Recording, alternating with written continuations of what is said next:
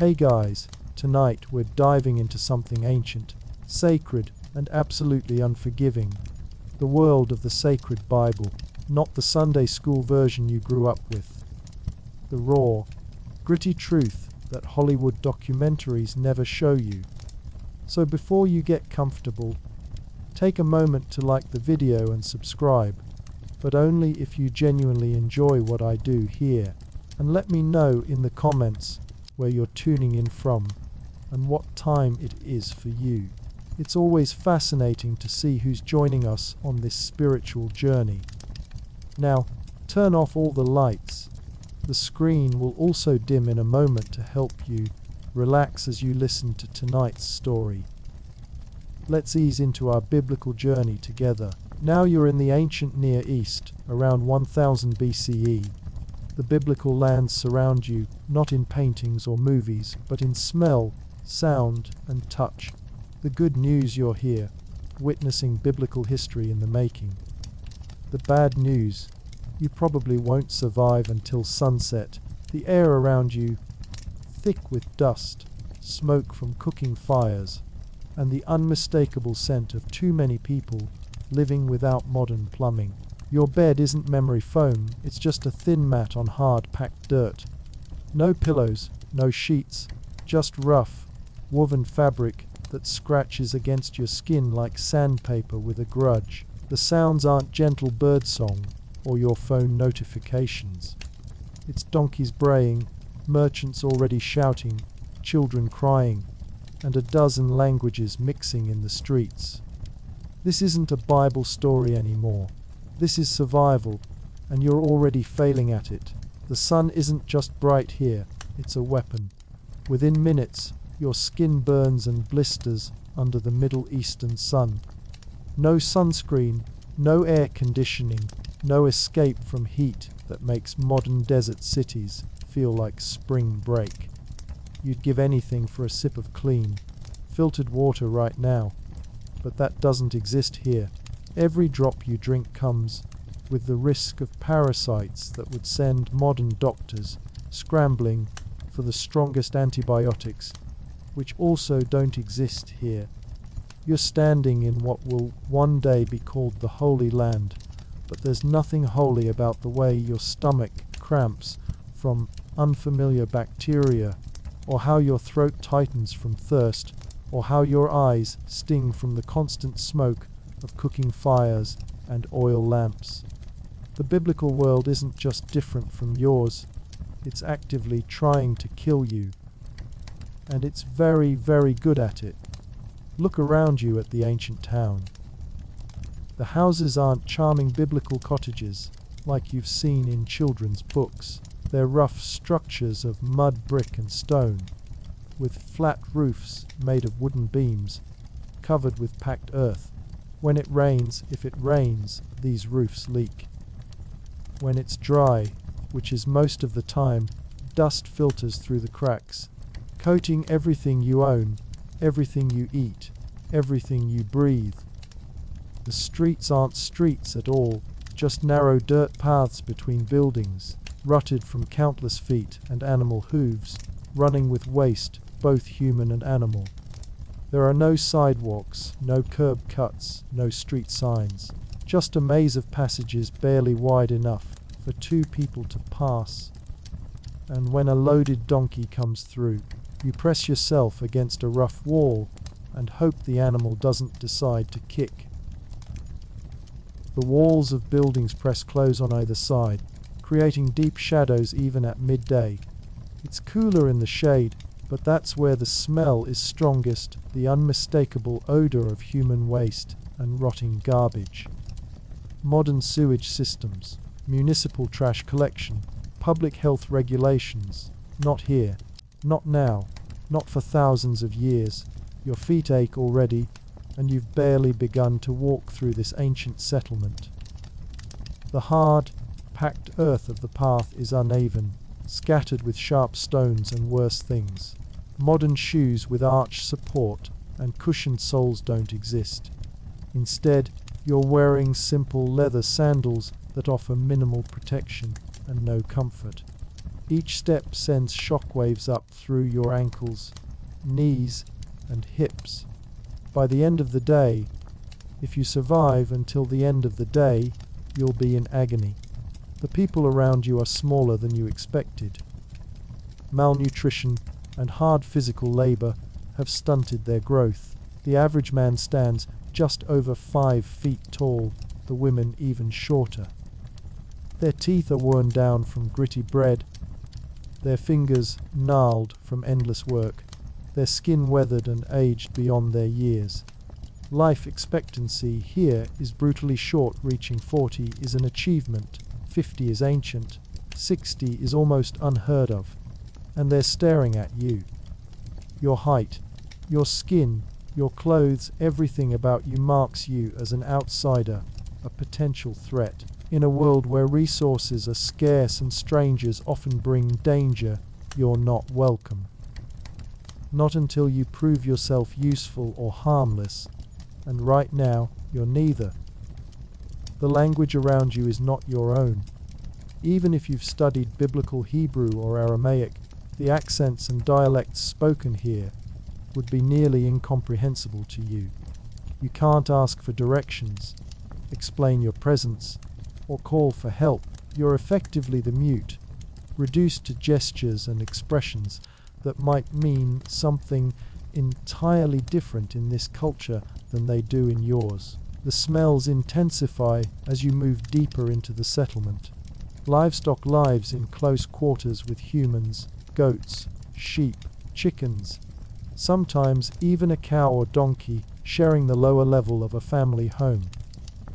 Their waste mingles with human waste, with rotting food scraps, with the sharp tang of urine used in tanning leather and dyeing cloth. There's no escape from the smell. It permeates everything, even the food you'll eventually need to eat, and you will need to eat soon. But nothing here resembles the food you're used to. There are no supermarkets with neatly packaged, inspected, regulated products. No refrigeration to keep food fresh. No preservatives beyond salt and drying. Meat, when available, is tough and stringy, often on the edge of spoiling. Vegetables are smaller, tougher, more bitter than their modern cultivated descendants. Fruit is seasonal, scarce, and highly prized. The staple is bread, dense, chewy, gritty with bits of millstone, often containing weevils and other insects that were ground up with the grain. Are you thirsty yet? Water here comes from wells or cisterns, gathering dust, insects, and contamination. Wine exists, but it's not the refined beverage you might expect.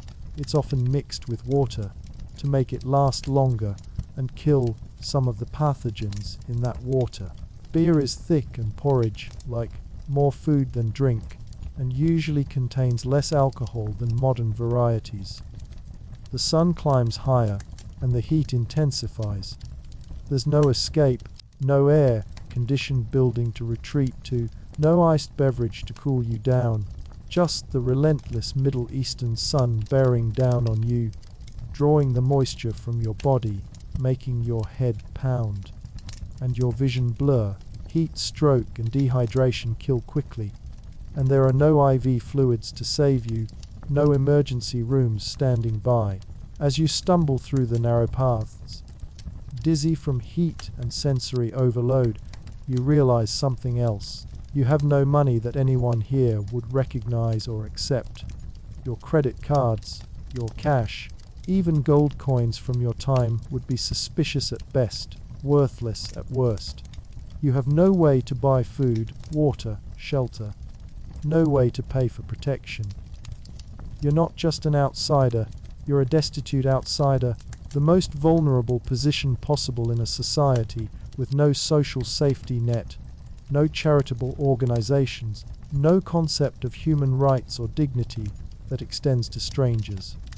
Night will fall eventually, bringing some relief from the heat, but introducing new dangers. There is no public lighting, no police force, no 911 to call if you're in trouble. Darkness here is complete, disorienting, terrifying. and in that darkness move predators, both animal and human, hunting the weak, the unwary, the outsider. This is the biblical world, not sanitized for Sunday school, not romanticized for Hollywood, but raw and real and desperately dangerous to someone like you, someone from a world of convenience and safety and abundance. This is survival at its most basic, its most brutal. And you haven't even made it to lunch. Let's talk about something you take completely for granted: clean water. In the biblical world, finding water that won't kill you is a daily struggle. Rivers and streams are contaminated with human and animal waste. Wells are few and jealously guarded. During the dry season, water becomes so precious that wars are fought over it, and every sip you take carries the risk of diseases that modern medicine has nearly forgotten: cholera, dysentery, typhoid. These aren't rare complications, they're everyday realities. The simple act of drinking water could start a countdown to your painful death. Imagine your need for water becoming so desperate that you drink from a stagnant pool. Watching the insects skitter across the surface, seeing the murky sediment swirl as you cup your hands, knowing what it might do to you, but knowing also that without it, you'll certainly die. That's not a worst-case scenario in the biblical world. It's Tuesday. Food is hardly better.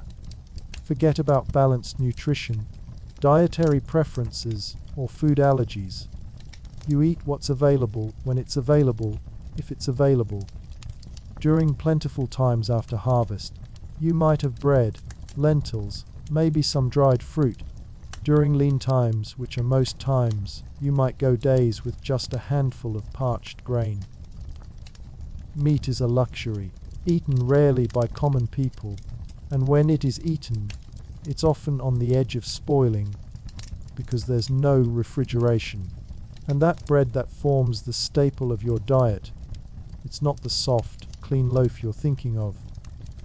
The grain is harvested by hand, threshed on dirt floors, ground between stones that wear down and leave grit in the flour. It's mixed with water that carries pathogens, kneaded in wooden troughs that harbor bacteria, and baked in communal ovens that serve dozens of families. The resulting loaf is dense, chewy, and often contains insects, bits of rodent dropping, and stone fragments from the millstone. But you eat it anyway, because the alternative is starvation. Sleep should provide some escape, but even that is nothing like what you're used to. You don't have a private bedroom with a comfortable mattress and clean sheets. You likely sleep in a single room with an entire extended family, parents, grandparents, children, aunts, uncles, cousins, all piled together on mats on the floor. Privacy doesn't exist. The sounds of snoring, coughing, children crying, adults having sex, all create a constant nocturnal orchestra. And it's not just humans. Insects are your constant companions, flies during the day, mosquitoes and bedbugs at night. There are no window screens, no pest control services, no insect repellent beyond smoke that irritates your lungs as much as it does the bugs. You wake covered in bites, your skin inflamed and itchy, only to face another day of the same. Personal hygiene is a luxury you can no longer afford. Soap, as you know, it doesn't exist. Instead, there might be harsh lye that damages your skin as it cleans, or sand and ash that scar rather than cleans. Bathing is infrequent, often in water shared with others. Your hair becomes matted, your skin develops a layer of grime, your teeth begin to rot because dental care consists of twigs used as toothpicks at best. The smell of your own body becomes unfamiliar, unpleasant, yet unavoidable. And everyone around you smells the same way or worse. There is no deodorant, no perfume for common people, no laundered clothes with the fresh scent of detergent. Just the honest, brutal odor of human bodies working hard to survive in a hostile world. Your clothes, assuming you've somehow acquired period-appropriate garments, are made of rough wool or linen, invariably infested with lice. They chafe your skin as you move, creating sores that easily become infected. There are no antibiotics to save you if that happens, no antiseptics to clean the wound, not even a clear understanding of germ theory to guide treatment. A simple scratch can kill you through infection. And clothing isn't easily replaced. Each garment represents weeks or months of labor spinning thread, weaving cloth, cutting, and sewing by hand. Most people own only 1 or 2 sets of clothes, wearing them until they literally fall apart, patching and repairing rather than replacing. The concept of fashion as you know it doesn't exist for ordinary people. Clothing is purely functional and functions for years beyond what you would consider tolerable. Shelter offers little comfort. Homes are small, dark, and smoky from cooking fires and oil lamps. Ventilation is poor, leading to respiratory problems that become chronic and debilitating. In winter, these homes are cold and damp. In summer, stifling and airless. There is no thermostat to adjust, no fan to circulate air, no window that can be opened without letting in dust, insects, and potential thieves. The floor beneath your feet isn't ceramic tile or hardwood or even concrete. It's packed earth that turns to mud when wet, harboring parasites and disease. Your furniture, if you have any, consists of rough wooden stools or benches, perhaps a low table. There are no cushioned chairs, no supportive mattresses, no ergonomic designs to prevent the back and joint pain that is everyone's constant companion, and privacy. The concept barely exists. Houses are small and crowded, with multiple generations living together. The idea of a personal bedroom would seem absurdly luxurious. Bodily functions are performed in communal spaces or just outside the home, with minimal separation from daily life. Conversations are overheard. Intimate moments are glimpsed. Secrets are nearly impossible to keep within the family unit, let alone from neighbors in adjacent dwellings, separated by walls thin enough to hear a whisper. Even time works differently here. There are no clocks as you know them, no watches, no digital displays counting down minutes and seconds. The day is measured by the sun's position, divided roughly into hours that vary in length with the seasons. Night is divided by watches, but without an alarm or clock, you have no way of knowing when one watch ends and another begins, unless you can read the stars, a skill few modern people possess. This imprecision extends to distances, ages, quantities, all the measurements you take for granted. How old is someone? They might know the season of their birth, but not the exact date or year. How far to the next town? Perhaps a day's journey, but that could mean anything from 5 miles to 20, depending on terrain, weather, and who's traveling. How much grain in the market? Enough for now, perhaps, but no one is maintaining inventory spreadsheets or calculating precise nutritional needs. The biblical world operates on approximation, estimation, and acceptance of uncertainty that would drive a modern person to distraction. There is no Google to answer questions, no calculator to verify figures, no GPS to confirm location. Information comes from memory, from oral tradition, from the wisdom and prejudices of elders. And much of it is simply wrong by modern standards, based on superstition rather than science, on tradition rather than testing. Medicine, such as it is, relies on herbal remedies that sometimes work through genuine pharmacological properties and sometimes through pure placebo effect. Many treatments are actively harmful, bleeding to release, bad humors, applying animal dung to wounds, consuming toxic substances in the hope of curing disease. The germ theory of disease doesn't exist. Instead, illness is attributed to divine punishment, evil spirits, or imbalances in bodily fluids. Pain management consists largely of alcohol, if available, or simply enduring what cannot be changed. Childbirth, kidney stones, broken bones, infected teeth, all must be faced with minimal help. Surgery, when attempted, is quick, brutal, and often fatal due to blood loss or infection. Anesthesia is rudimentary at best, perhaps a draught of strong wine or a blow to the head to render the patient unconscious. Mental illness receives even less effective treatment. Those suffering from conditions like schizophrenia, bipolar disorder, or severe depression are often considered possessed by demons. Their treatment may involve exorcism rituals that range from harmless prayers to dangerous physical restraint and abuse. There are no psychiatric medications, no therapy beyond the inconsistent comfort of family and religious leaders, no understanding of the neurological basis for these conditions. And through all of this struggle for basic survival runs the constant thread of violence. The biblical world is not peaceful. Warfare between tribes and nations is common, brutal, and indiscriminate in its victims. Slavery is a normal institution, with captives taken in battle or those who fall into debt becoming property to be bought, sold, and used however their owners wish. Justice is swift and harsh, with punishments we would consider cruel and unusual: stoning, mutilation, public execution serving as both penalty and deterrent. Even within communities, violence is a fact of daily life. There are no police as you understand them, no impartial justice system, no forensic investigation of crimes.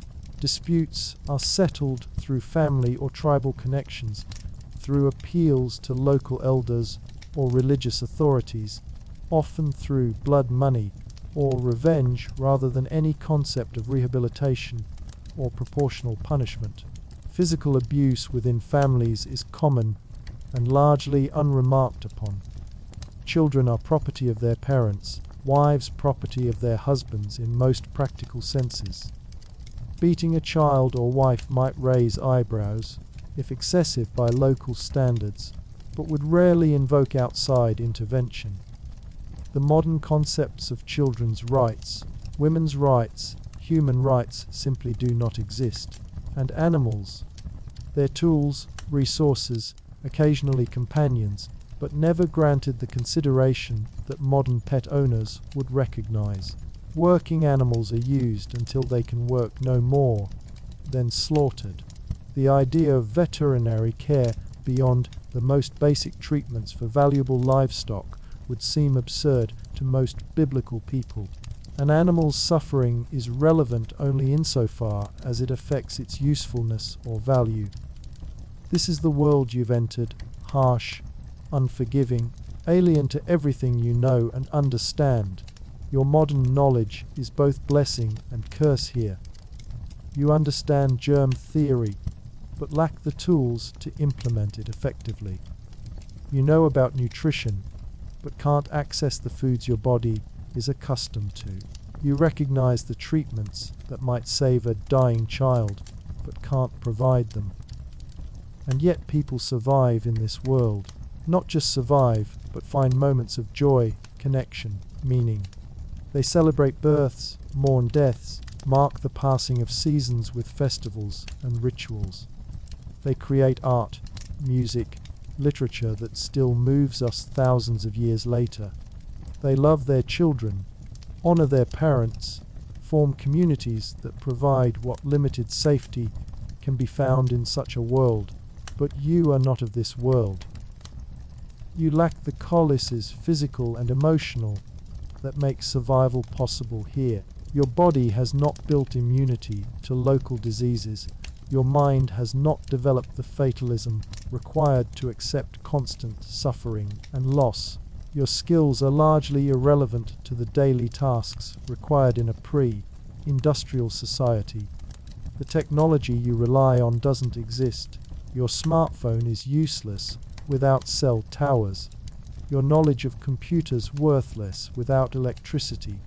Your understanding of modern medicine frustrating rather than helpful without the tools and medications it requires. Even your basic assumptions about cause and effect, about what constitutes reasonable evidence or logical argument, are drastically different from those of the people around you.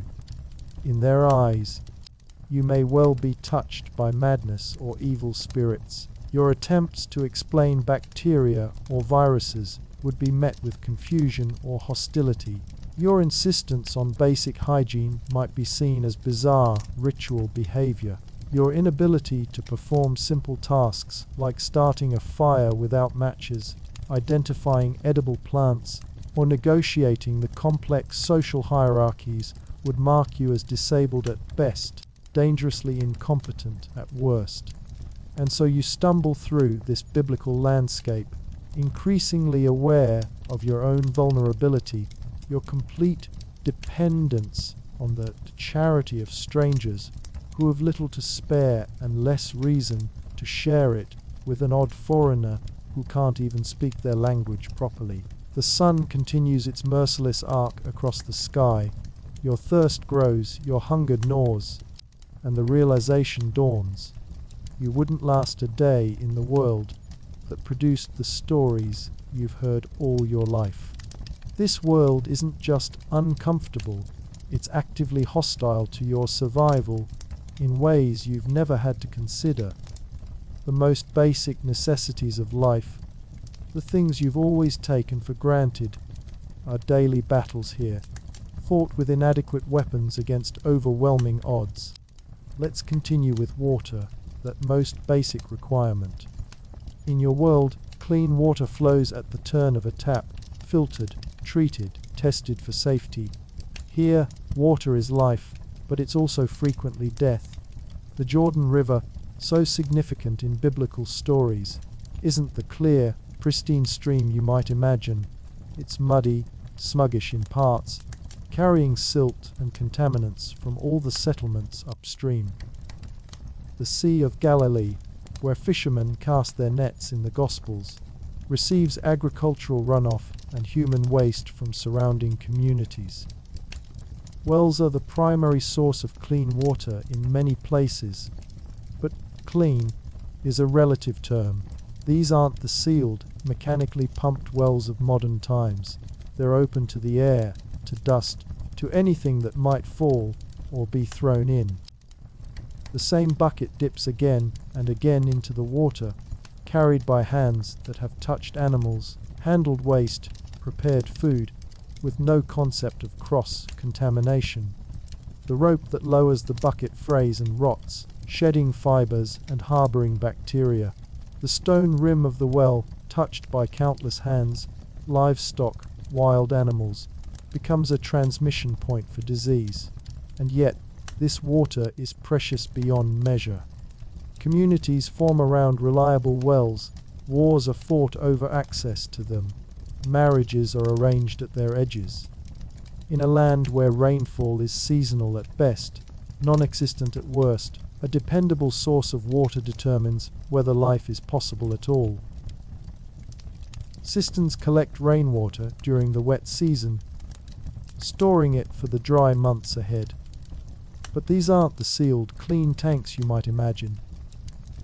They're often carved from limestone, lined with plaster that degrades over time, breeding grounds for mosquitoes and hosts to frogs, snails, and other aquatic life. The water grows stagnant, develops a film of algae, becomes increasingly contaminated as the cistern empties.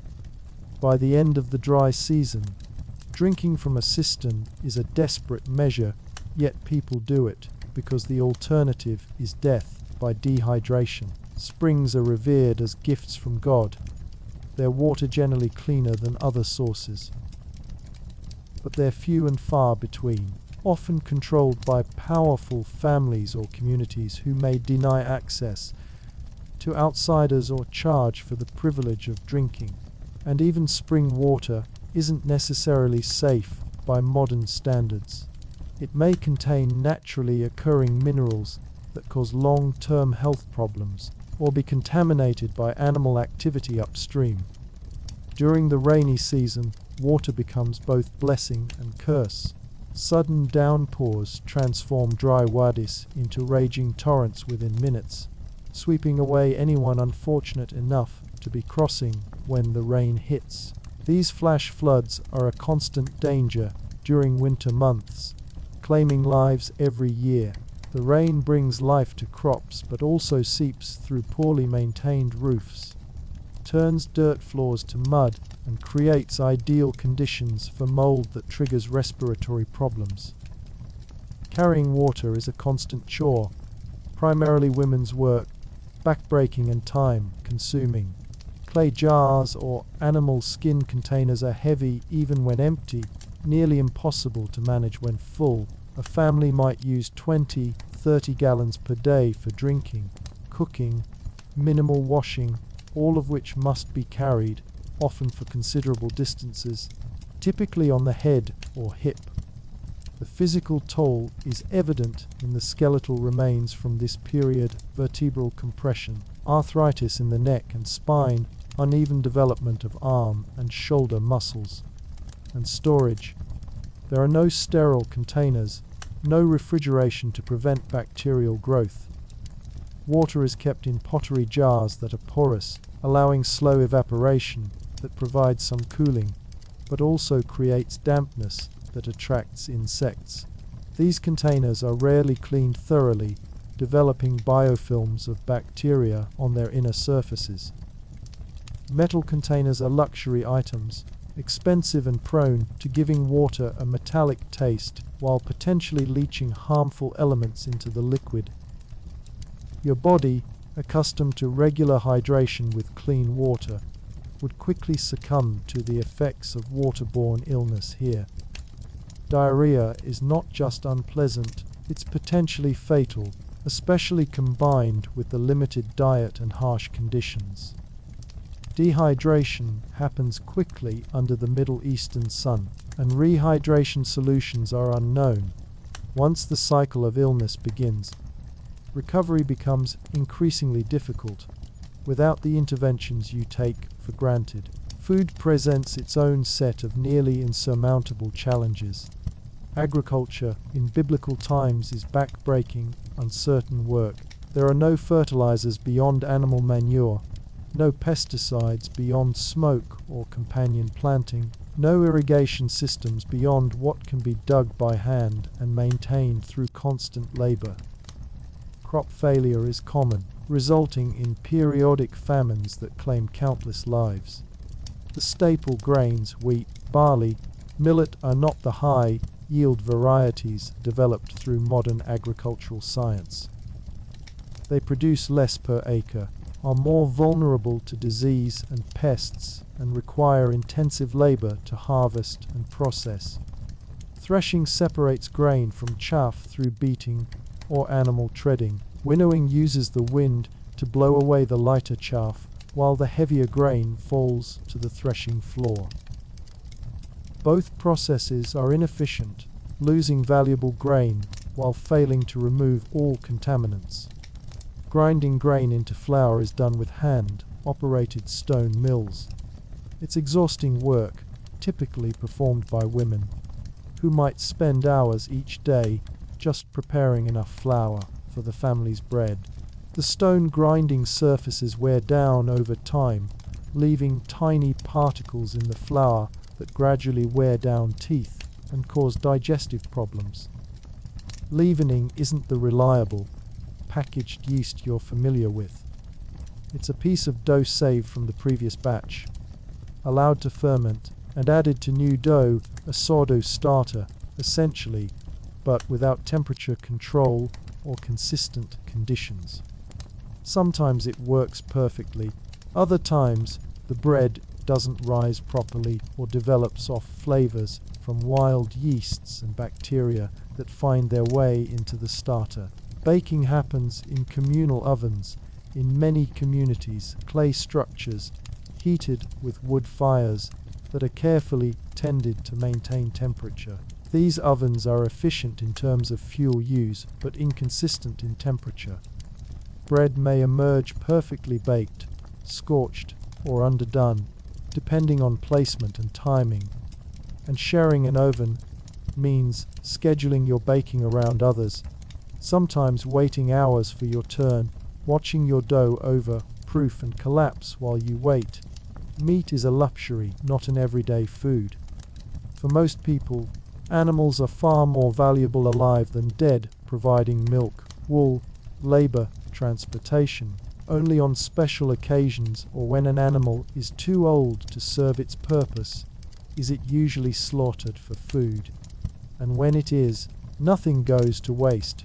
Blood becomes sausage, organs become delicacies, bones are used for tools and boiled for broth, intestines become containers, hides become leather. Slaughter methods are religious but not humane by modern standards. Animals die slowly, painfully, their terror evident as their throats are cut according to ritual requirements. There are no stunning methods, no quick and painless ends. The blood that drains from their bodies is carefully collected for use or ritually disposed of, depending on cultural practices. Preservation techniques are limited and imperfect. Salt is the primary preservative, expensive and therefore used sparingly. Meat is often dried in the sun, attracting flies that lay eggs which hatch into maggots. These are picked out when possible, but inevitably some remain. Smoking extends shelf life, but adds compounds now known to be carcinogenic. Most meat is consumed quickly after slaughter, before decomposition becomes too advanced, but too advanced is a sliding scale that shifts depending on how hungry people are. Fish, abundant in the Sea of Galilee and along the Mediterranean coast, presents its own challenges. Fishing is dangerous work, done from small boats easily capsized by sudden storms. Nets must be made and maintained by hand, representing significant investment of time and resources. And fish spoils quickly in the heat, necessitating immediate cleaning and some form of preservation, usually drying or salting, for any not consumed immediately. Dairy products come primarily from goats and sheep, rarely from cows. Milk must be consumed quickly or processed into cheese or yogurt before it spoils, especially in summer heat. These processes rely on natural bacteria present in the environment and in containers used repeatedly for the purpose. Sometimes this results in delicious, safe products, other times in illness when harmful bacteria gain dominance. Fruits and vegetables are seasonal, smaller and less sweet than their modern counterparts, and subject to pests and diseases without chemical controls. Olives, figs, grapes, pomegranates, these are treasured for their flavor and nutritional value, but available only at certain times, unless preserved. Drying is the most common preservation method, but dried fruit harbors insects and molds that can cause illness. Storage of any food brings challenges. There are no airtight containers, no refrigeration, no chemical preservatives. Grain is kept in large pottery jars or pits lined with clay, but rodents, insects, and mold are constant threats. A family might lose 15–30% of stored grain to these pests, a devastating loss when margins between sufficiency and starvation are already razor thin. Cooking happens over open fires or simple clay ovens, filling homes with smoke that causes chronic respiratory problems. There are no temperature controls, no timers, no non-stick surfaces. Food burns, sticks, cooks unevenly. Recipes are passed down orally, with measurements like a handful or until it looks right, rather than precise amounts. The result is inconsistency, sometimes delicious, sometimes barely edible, but always requiring significant labor to produce. And now, as your stomach cramps from unfamiliar bacteria and your throat burns with thirst, you become aware of more immediate dangers. The biblical world isn't just challenging in terms of basic survival needs, it's actively hostile in ways your modern life has insulated you from. Look down at your feet, at the dusty path you're walking. Notice the movement, a slight shifting of what looked like just another stone. It's a scorpion, its stinger poised, irritated by your proximity. In the biblical world, scorpions are everywhere, in fields, among rocks, even in homes, falling from the thatched roofs onto sleeping mats below. Their venom isn't usually lethal to adults, but causes intense pain, fever, and sometimes infection at the sting site. For children or the elderly, a scorpion sting can be fatal. And scorpions are just the beginning. The Holy Land hosts vipers and other venomous snakes that hide among rocks, in grain storage, even in the walls of homes. They emerge to hunt rodents attracted by stored food, bringing danger literally into your bedroom. Antivenom doesn't exist. Treatment consists of traditional remedies that sometimes help, sometimes harm, and often do nothing at all. Insects carry their own threats. Mosquitoes transmit malaria, a debilitating and potentially fatal disease that affects brain function, causes severe fever and chills, and returns repeatedly even if you survive the initial infection. There's no quinine, no modern antimalarial drugs, just fever, delirium, and the hope that your body can fight off the infection before it kills you. Flies spread dysentery and other diseases, moving from feces to food without the barriers of screens, refrigeration, or modern sanitation.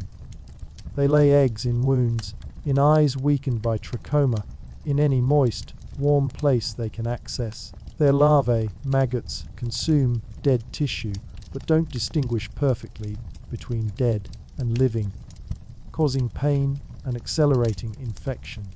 Fleas and lice are constant companions, living in bedding, clothing, hair. They cause intense itching that leads to scratching, which leads to skin breaks, which lead to infections in a world without antibiotics. They also transmit diseases, typhus, plague that can decimate entire communities when conditions allow them to flourish. Even seemingly benign insects like bees present serious threats. An allergic reaction to a bee sting in the biblical world is a death sentence. There are no EpiPens, no antihistamines, no emergency medical services. Just rapidly closing airways, plummeting blood pressure, and death within minutes, while family members watch helplessly, perhaps trying folk remedies that have no effect on anaphylaxis. Larger animals present their own dangers. Wild boars, surprisingly fast and incredibly aggressive when threatened, roam the hills and forests. Their tusks can disembowel a person with one swift upward slash. Bears, though less common, still inhabit the more remote mountainous regions, powerful enough to kill with a single blow of their paw. Lions, now extinct in the region, were present during biblical times, a constant threat to livestock and humans alike. Domesticated animals, while valuable, are no less dangerous.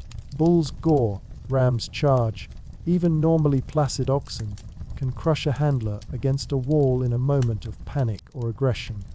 Working with large animals is necessary for agriculture and transportation, but comes with constant risk of injury or death. And those injuries, broken bones, internal bleeding, crushed limbs, receive none of the medical interventions that might save life or function in your world. Dogs are not the beloved pets of modern times. They're semi-wild scavengers that form packs at the edges of settlements, feeding on garbage and unburied dead, occasionally attacking lone travelers or children.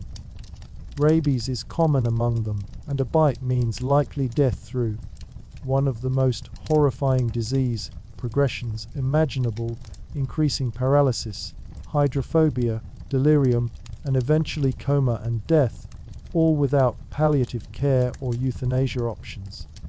Even the landscape itself seems designed to kill you. The Dead Sea region contains sinkholes that appear without warning, swallowing the unwary whole. The Judean desert offers heat stroke by day, hypothermia by night, with sparse water sources often too mineral-laden to safely drink. The hill country is rocky, steep, prone to landslides during the rainy season. The coastal plain harbors malarial swamps. Every environment presents its own unique ways to end your life prematurely. Weather adds another layer of danger. The Hamsun, a hot, dry wind from the desert, can raise temperatures to lethal levels within hours, desiccating the body faster than it can replace fluids, leading to heat stroke and death. Winter brings cold rains that soak through inadequate clothing and shelter, causing hypothermia. Hailstorms can be violent enough to kill livestock and damage crops beyond recovery. Flash floods turn dry stream beds into raging torrents with no warning, sweeping away anyone unfortunate enough to be crossing when the waters rise. Disease is perhaps the most pervasive danger, invisible but omnipresent. Leprosy, now known as Hansen's disease and treatable with antibiotics, was a death sentence by inches in biblical times. Affected individuals were cast out from society, forced to live in colonies of the similarly afflicted, watching their bodies deteriorate without hope of cure. The social isolation was often as devastating as the physical effects. Tuberculosis spread easily in crowded living conditions, passed through the air from person to person. Its symptoms, chronic cough, fatigue, weight loss, fever, might be tolerated for years before eventually proving fatal. Treatment consisted mainly of rest, impossible for most working people who needed to provide for their families until they literally couldn't stand any more. Dysentery from contaminated water and food caused dehydration so severe that death could occur within days, particularly for the very young and the elderly. The loss of fluids and electrolytes without proper replacement meant that even if the infection itself didn't kill, the body's biochemistry would become so disrupted that organ failure was inevitable. Parasitic infections were nearly universal. Intestinal worms competed for nutrition, causing malnutrition even when food was adequate. Some migrated through the body, damaging organs and tissues as they traveled. Others made homes in the liver, lungs, or even the brain, causing chronic, debilitating symptoms that were simply accepted as part of life: fatigue, pain, cognitive impairment. Eye infections led to trachoma, the leading cause of infectious blindness in the world even today. Without antibiotics, the infection becomes chronic, eventually scarring the eyelids so severely that the eyelashes turn inward, scratching the cornea with every blink until the cornea scars and vision is lost permanently. In a world where physical labor is the only way to survive, blindness is economically devastating as well as personally limiting. Dental problems become life-threatening without modern intervention. Abscesses form at the roots of decayed teeth, eventually breaking through either into the mouth or outward through the face. The infection can spread to the brain, causing meningitis, or into the bloodstream, causing sepsis. Both are likely fatal without antibiotics. Even if the infection remains localized, the pain is excruciating and constant, making eating difficult and sleep nearly impossible. Broken bones, if they break the skin, almost invariably become infected. Even closed fractures may heal improperly, leaving limbs shortened, rotated, unable to bear weight or perform fine manipulations. A broken leg might mean starvation if it prevents working. A broken arm might make certain critical tasks impossible. Physical therapy doesn't exist to restore function after healing. You adapt to your new limitations or you perish. Childbirth, a natural process but always potentially dangerous, becomes drastically more so without modern medical care. Obstructed labor that would be resolved by cesarean section in your world is a death sentence for both mother and child here. Postpartum hemorrhage, easily controlled with medications and procedures now, leads to exsanguination within hours. Infections following birth, preventable with basic hygiene and treatable with antibiotics, cause fever, pain, and eventually death as they spread through the body. Infant and child mortality is heartbreakingly high. Nearly half of all children die before reaching adulthood, most in the first 5 years of life. Parents have many children, knowing that only some will survive, a necessity for family survival, but also a terrible emotional burden, as small bodies are prepared for burial again and again. Mental health conditions receive no effective treatment. Depression, anxiety, psychosis, all are attributed to spiritual causes rather than understood as medical conditions. Treatment might involve exorcism, prayer, isolation, or simply abandonment if the individual becomes too difficult to manage.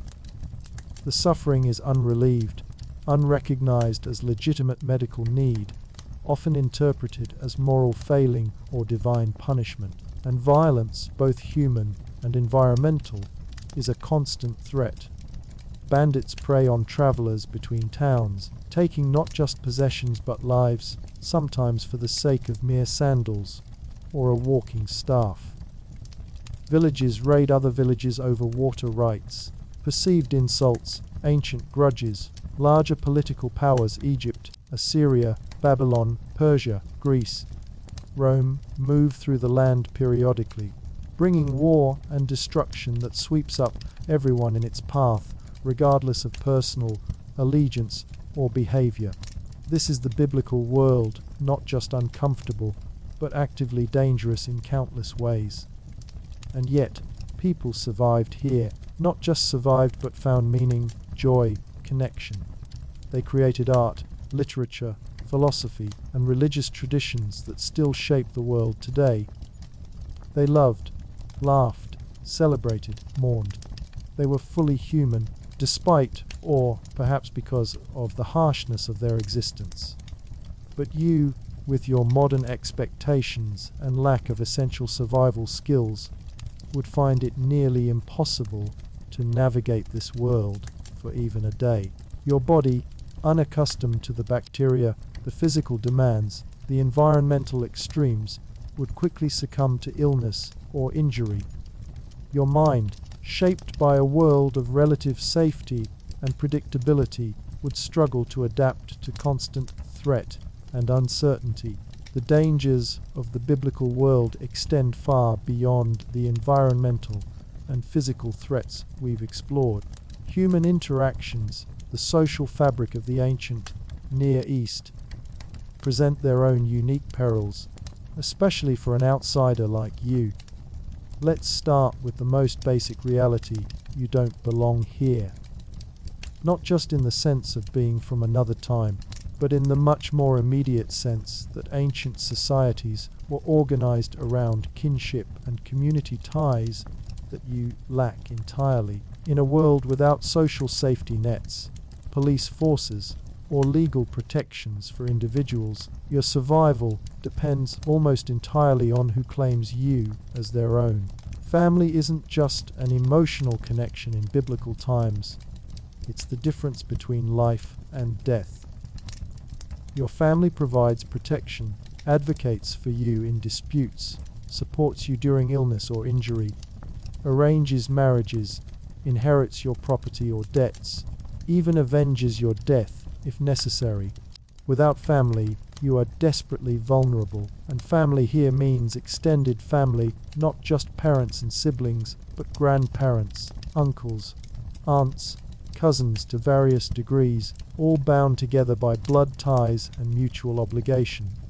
These extended family groups, or clans, form the basic social unit in many biblical contexts.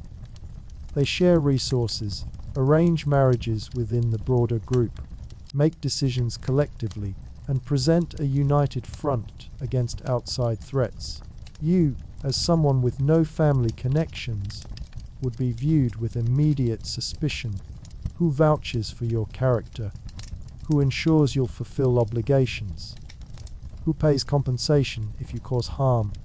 Without satisfactory answers to these questions, few would risk meaningful interaction with you. The closest biblical category for someone like you might be the ger.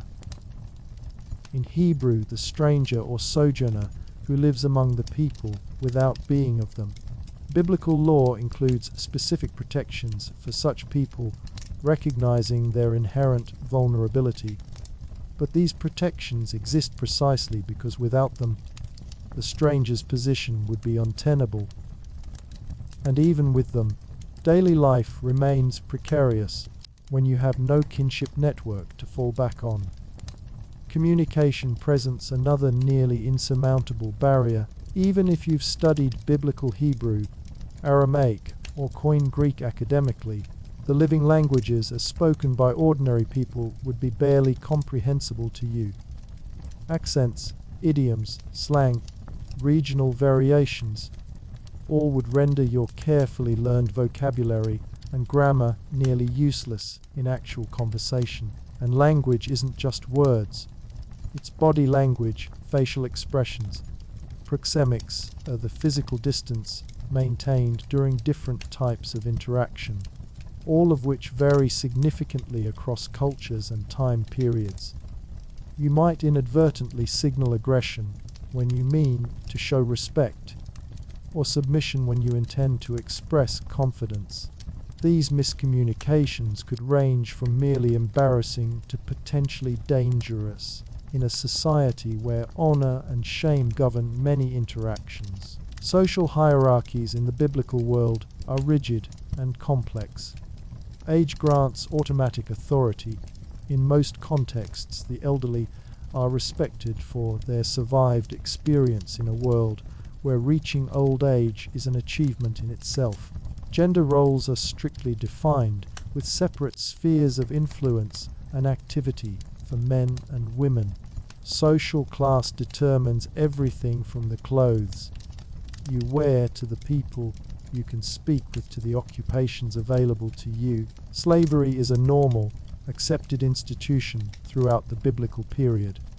Slaves can be captured in war, purchased in markets, born into servitude, or enter slavery voluntarily to repay debts. Their treatment varies widely depending on the society, the specific master, and the type of slavery involved. Some live in conditions barely distinguishable from free servants. Others endure brutal exploitation with no hope of freedom. As an outsider with no clear position in this social landscape, you would likely be assigned the lowest possible status by default. Your strange accent, unusual physical characteristics, and ignorance of basic customs would mark you as inferior in the eyes of most. The biblical injunctions to treat the stranger with kindness might protect you from the worst abuses, but they wouldn't elevate you to equality with those born into the community. Religion permeates every aspect of life in the biblical world, but not in the compartmentalized way you might be familiar with. There's no separation of religious life from secular life.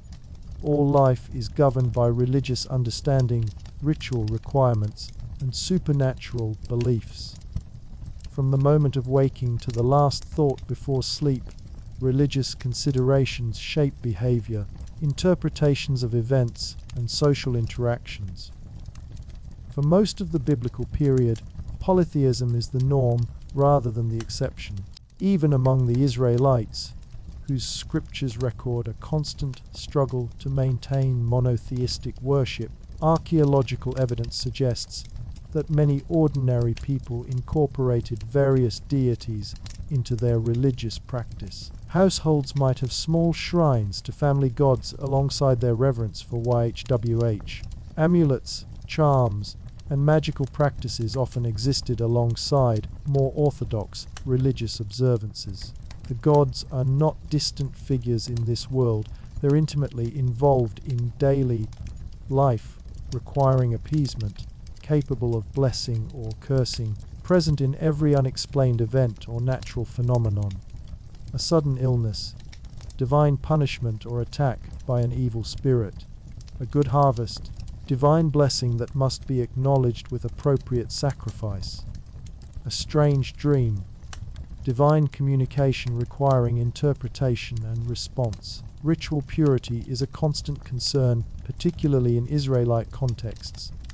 Bodily fluids, certain foods, contact with the dead, childbirth, menstruation, all create states of ritual impurity that must be addressed through specific cleansing rituals before normal religious and social participation can resume. These aren't merely symbolic concerns, they're central to maintaining proper relationship with the divine and with the community. Sacrifice is the primary mode of religious expression. Not the metaphorical sacrifices of modern religious language, but literal, blood, flowing, life-ending sacrifice of animals. The smell of blood is common around temples and shrines. The sound of dying animals a regular feature of religious experience. The sight of priests with blood, spattered garments, of smoke rising from altar fires, of entrails being examined for omens, these are normal, expected parts of religious practice that would be deeply disturbing to modern sensibilities. Even in the home, religion is ever present. Doorposts bear mezuzot containing scripture verses. Meals begin with blessings. Clothing includes reminders of religious identity, like the tzitzit tassels on Jewish garments. Festivals mark the agricultural calendar, commemorating both seasonal changes and historical events with specific rituals, foods, and customs that everyone is expected to know and participate in from childhood. Your ignorance of these religious requirements and customs would mark you as either hopelessly provincial or deliberately offensive. Either way, your acceptance into the community would be severely hampered, and in some cases, violations of religious law could carry severe penalties, from corporal punishment to exile to execution, depending on the nature of the transgression and the particular society you've entered. Let's talk about clothing, not just as protection from the elements, but as a vital social signifier. In the biblical world, what you wear instantly communicates your gender, social status, occupation, ethnic identity, and religious affiliation. Wearing the wrong clothing isn't just a fashion fox pas, it's a serious social transgression that could result in anything from ostracism to violence. Men and women wear distinctly different garments, and cross-dressing is explicitly forbidden in some biblical texts. Social status is immediately apparent from the quality, color, and embellishment of clothing. The wealthy wear finer woven fabrics, colors created with expensive dyes, jewelry that displays their resources. The poor wear rough homespun in natural colors, perhaps patched many times, with minimal ornamentation, if any. Certain colors and materials are reserved for specific groups. Purple, produced from rare sea snails through a laborious process, is often restricted to royalty or the extremely wealthy. Fine linen might be reserved for priests or nobles. Head coverings signify marital status for women, religious role for men. Every element of dress carries meaning that would be instantly read by those around you. Your modern understanding of personal space and privacy would be constantly violated in the biblical world. Homes typically consist of 1 or 2 rooms shared by the entire family. Sleeping arrangements involve several people on the same mat or platform. Bodily functions might be performed with minimal separation, especially at night when venturing outside could be dangerous. Bathing, when it happens at all, is often communal. Roman bathhouses in the later biblical period offer a more sophisticated bathing experience, but still with little concept of personal privacy. Changing clothes happens in full view of family members. Childbirth takes place at home with female relatives present.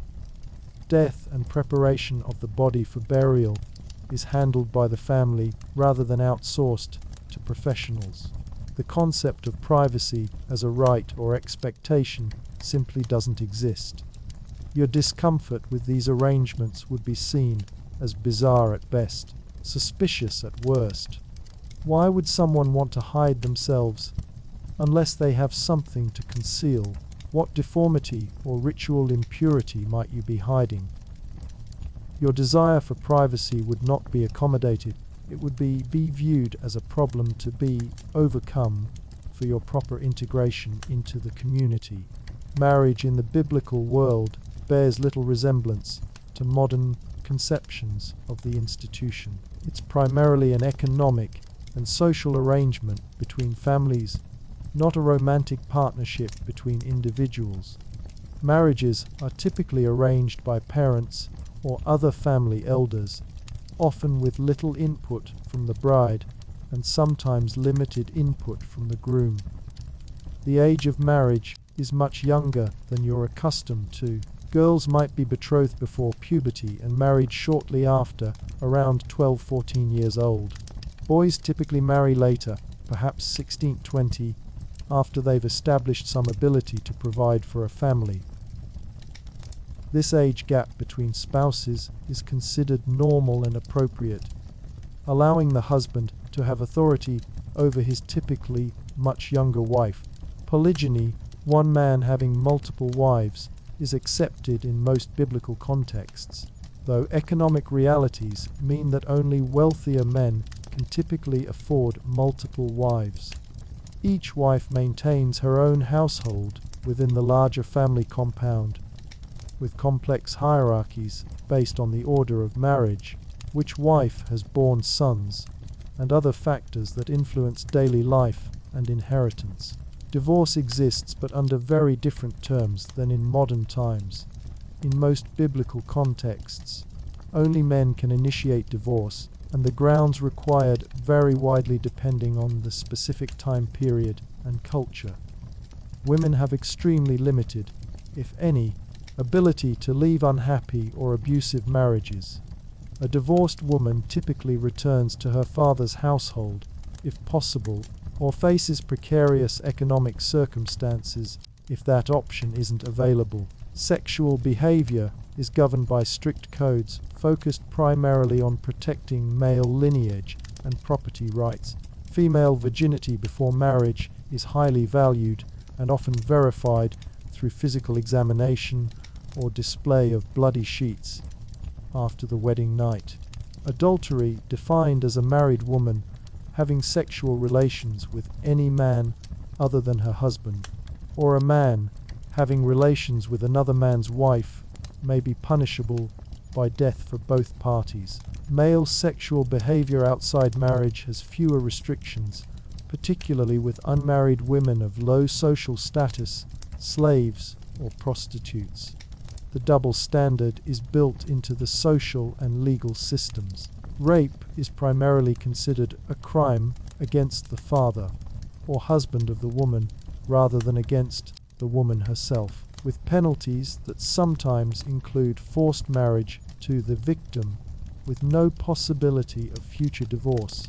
Childbearing is the primary purpose of marriage, with fertility seen as a divine blessing and barrenness as a curse or punishment. Women who cannot bear children face social stigma and possible abandonment, or the introduction of a second wife specifically to bear children. There's immense pressure to produce sons in particular, as they continue the family name, inherit property, and care for parents in old age. Childhood in the biblical world is brief. Children are valued certainly, but not in the sentimentalized way of modern Western cultures. They're economic assets, additional hands for work, security for old age. Their worth increases as they grow old enough to contribute meaningfully to family survival. Infant mortality is so high that emotional attachment may be somewhat reserved until a child has survived the most dangerous early years. Education is informal and practical rather than academic for most children. Boys learn their father's trade or occupation through apprenticeship. Girls learn household management, food preparation, textile production, and childcare from their mothers and other female relatives. Formal education, when it exists at all, is primarily religious in nature and usually restricted to boys from families of higher social status. Discipline is harsh by modern standards. The biblical injunction not to spare the rod reflects common practice rather than exceptional cruelty. Physical punishment is considered necessary and appropriate for proper character formation. Children are expected to show absolute obedience and respect to parents and other elders, with severe consequences for defiance or disrespect. The treatment of the elderly reveals another fundamental difference between biblical and modern society. In the absence of retirement plans, social security, or elder care facilities, aging parents remain integrated in the household of their adult children, particularly sons. This arrangement is not optional, but a fundamental moral obligation. Failure to care for elderly parents is among the most shameful possible behaviors. This multi-generational household structure means that wisdom and authority typically flow from the oldest to the youngest. The grandfather or eldest male relative often has final say in important decisions affecting the entire extended family. His experience is valued over the innovation or new ideas of younger generations. This creates stability, but also resistance to change. Even when changing conditions might require adaptation, justice in the biblical world operates on principles that would seem foreign or even barbaric to modern sensibilities. There's no presumption of innocence until proven guilty, no right to counsel, no consistent standard of evidence across different types of cases. Witnesses are crucial, with multiple witnesses typically required for serious accusations, but physical evidence, as understood in modern forensics, is barely considered. Punishment tends to be public, immediate, and often physical. Flogging is common for many offenses. More serious crimes might result in mutilation, the famous eye for an eye principle, specifying proportional rather than excessive punishment, though evidence suggests it was often interpreted metaphorically rather than literally even in ancient times. Capital punishment is prescribed for numerous offenses, including some that modern societies would consider minor. The concept of jail as punishment is largely absent from biblical justice systems. Detention might be used temporarily while awaiting trial or punishment, but long-term imprisonment is rare. Instead, execution, exile, or financial restitution are the primary means of addressing serious offenses. The modern notion of rehabilitation is essentially non-existent. Punishment is for retribution and deterrence, not reformation of the offender. Blood vengeance, the obligation of a family to avenge the killing of one of their members, is an accepted practice through much of the biblical period, modified but not eliminated by the establishment of cities of refuge where accidental killers could flee for protection. This system acknowledges the reality that without strong central policing, the threat of family retaliation is one of the few effective deterrents to violence. Economic life in the biblical world centers around agriculture. Herding and various crafts with commerce playing an increasing role in urban areas as the biblical period progresses. There's no concept of a career as a matter of personal choice or fulfillment. Your occupation is typically determined by your father's occupation, your gender, and your social class, with very limited opportunities for mobility. Work is physically demanding regardless of the specific occupation. Farmers labor from dawn to dusk during planting and harvest seasons. Shepherds stay with their flocks around the clock, vulnerable to predators and thieves. Artisans like potters, weavers, and metal workers develop occupation-specific physical problems, lung diseases from inhaling particulates, joint deformities from repetitive motions, burns and injuries from tools and materials. There's no retirement, no vacation, no sick leave, no workers' compensation. You work as long as you're physically capable, and when you're not, you depend on family to support you. Injury or illness that prevents work doesn't just mean lost income. It can mean starvation for you and your dependents. The biblical laws regarding gleaning, leaving the corners of fields unharvested for the poor to gather, represent one of the few social safety nets in an otherwise unforgiving economic system. Money exists, but functions differently than in modern economies. Coins are valued for their metal content rather than as fiat currency. Barter remains common for many transactions. Credit exists primarily in the form of personal loans, often at ruinous interest rates, despite religious prohibitions on usury in some contexts. Debt can lead to servitude when borrowers pledge their labor or that of family members against loans they cannot repay. Land ownership is the primary form of wealth and security. For the Israelites, land is tied to tribal and family identity, with complex laws governing inheritance and the redemption of land sold due to economic hardship. The Jubilee year described in Leviticus requires the return of land to its original tribal owners every 50 years, though historical evidence for the consistent implementation of this practice is limited. Markets in towns and cities bring together local producers and craftspeople, with regional and even international trade goods appearing in larger settlements. Merchants, while necessary to economic functioning, are often viewed with suspicion, particularly in more religiously conservative contexts. Their frequent interaction with foreigners, handling of money rather than producing tangible goods, and potential for dishonest dealing through false weights or misrepresented merchandise makes them morally ambiguous figures. Your economic survival in this world would be extremely challenging. Without readily transferable skills, modern accounting, programming, management experience have no application here. You would be limited to unskilled labor, competing with those who have been performing such tasks since childhood and have developed the necessary physical conditioning and specific techniques. Your unfamiliarity with the agricultural cycle, animal husbandry, or traditional crafts would make you essentially unemployable in most contexts. Cities in the biblical world bear little resemblance to modern urban environments. They're small by contemporary standards. Even major cities might have only tens of thousands of inhabitants, with many significant biblical towns housing just a few thousand people.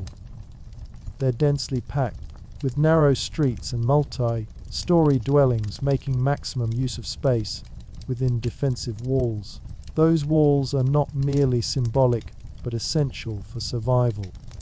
They represent an enormous investment of resources and labor, justified by the very real threat of invasion or raid.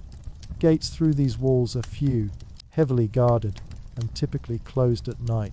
The areas immediately outside the walls are often cleared of vegetation or structures that might provide cover for attacking forces, creating a stark transition between urban and rural landscapes. Within the walls, cities are organized around water sources, springs, wells, or cisterns, and central public spaces where markets are held and civic affairs conducted. Religious structures often occupy prominent locations, reflecting their central importance in community life. Industrial activities with unpleasant smells or fire risks, like tanning or pottery kilns, are generally located downwind on the outskirts of the settlement.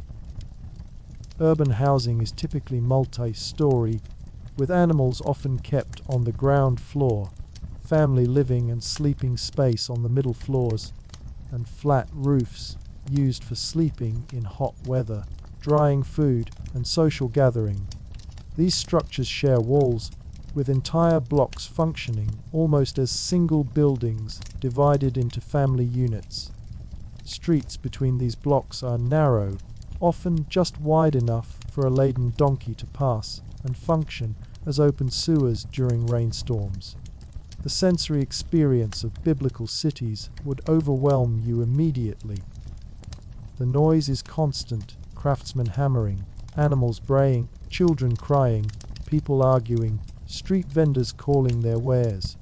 The smell combines human and animal waste, unwashed bodies, cooking fires, rotting garbage, tanning chemicals, and occasional wafts of spices or incense that provide brief olfactory relief. The visual chaos of people, animals, goods, and activities all compressed into limited space with no zoning or regulation creates a disorienting panorama of constant movement. By night, cities become treacherous in different ways. Without public lighting, the darkness is nearly complete except for occasional oil lamps in windows or torches carried by those wealthy enough to afford such luxuries. The streets become hunting grounds for thieves and those who prey on the vulnerable. Even in the relative safety of Jerusalem or other major cities, venturing out after dark is to risk assault, robbery, or worse. Rural life, while presenting different challenges than urban existence, is no less demanding. Isolated farmsteads and small villages lack the protection of city walls, making them vulnerable to raiders, wild animals, and the whims of any armed group passing through. Their isolation means less access to specialized medical knowledge, craft products, or imported goods. But they may have more reliable access to food during times of shortage, being closer to the source of production. The agricultural year dictates the rhythm of rural life completely. Planting, tending, and harvesting crops consume most waking hours during their respective seasons. The specific timing of agricultural activities varies by crop and region, but the cycle is relentless, with little time for anything beyond essential tasks during peak periods. Even religious observances are integrated into this agricultural calendar, with major festivals typically coinciding with critical points in the farming year. The physical challenges of life in biblical times go far beyond the immediate dangers we've discussed. Your body, accustomed to modern comforts and medical interventions, would struggle to adapt to the constant physical demands of this ancient world. Let's start with something as basic as posture and movement. In your world, you sit in ergonomically designed chairs, sleep on supportive mattresses, and probably spend much of your day relatively sedentary. Here, sitting typically means squatting or sitting cross-legged on the ground, putting strain on knees and hips unused to such positions. Chairs with backs are luxury items for the wealthy. Most people use low stools, benches, or simply the ground for all daily activities. Sleeping happens on thin mats laid directly on hard, packed earth or stone floors. There are no pillows as you know them, perhaps just a folded cloth or small cushion. Your spine, accustomed to alignment and support, would ache constantly. Sleep would be fitful, interrupted by discomfort, pests, and the movements and sounds of others sharing your sleeping space. Every aspect of daily life requires physical labor that would shock your body. Carrying water from wells or springs to your home might mean lifting jars weighing 30–40 pounds and balancing them on your head or hip for considerable distances. Grinding grain for daily bread requires hours of pushing a heavy stone against another stone, wearing down shoulder and back muscles. Laundering clothes involves carrying them to a water source, beating them against rocks, wringing them by hand, and carrying the heavy, wet mass back to dry. Even the simplest tasks demand physical strength and endurance. There are no electric lights, so activities are limited by daylight unless you can afford olive oil for lamps, and even then, the light is dim, flickering, inadequate by modern standards. Your eyes strain to see basic tasks, developing headaches from the constant effort. Your back aches from bending over work in poor light. Your hands develop blisters, then calluses, from tools designed with function rather than comfort in mind. The physical toll of this lifestyle is evident in skeletal remains from the period. Arthritis begins early, with joints showing significant wear by age 30. Spines curve from constant bending.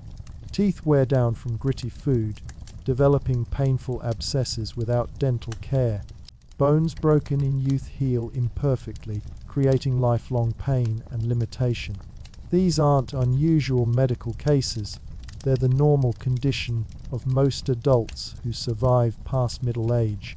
Personal hygiene presents its own physical challenges. Bathing requires heating water over fire, a labor-intensive process, or using natural water sources that may be cold, contaminated, or shared with animals. Soap, when available, is harsh lye that irritates skin even as it cleanses.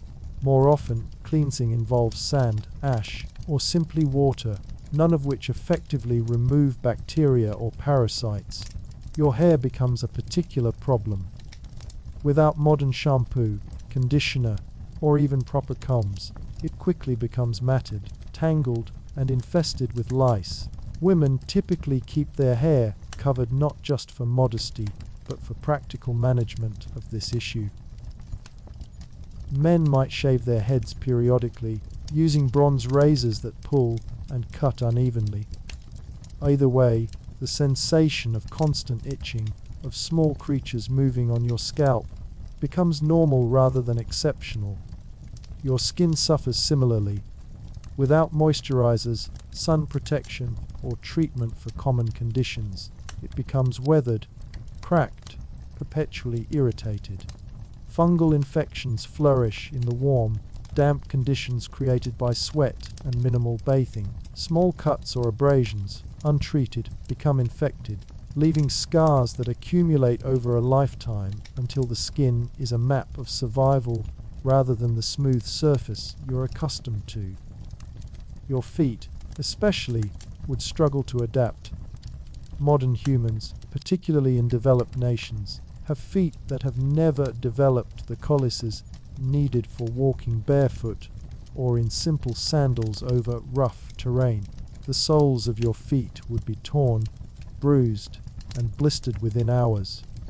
Every step would become painful, yet stopping isn't an option when daily survival requires constant movement to water sources, to fields, to markets. And it's not just your external body that suffers. Your internal systems, accustomed to clean water and relatively consistent nutrition, would rebel against the realities of biblical era sustenance.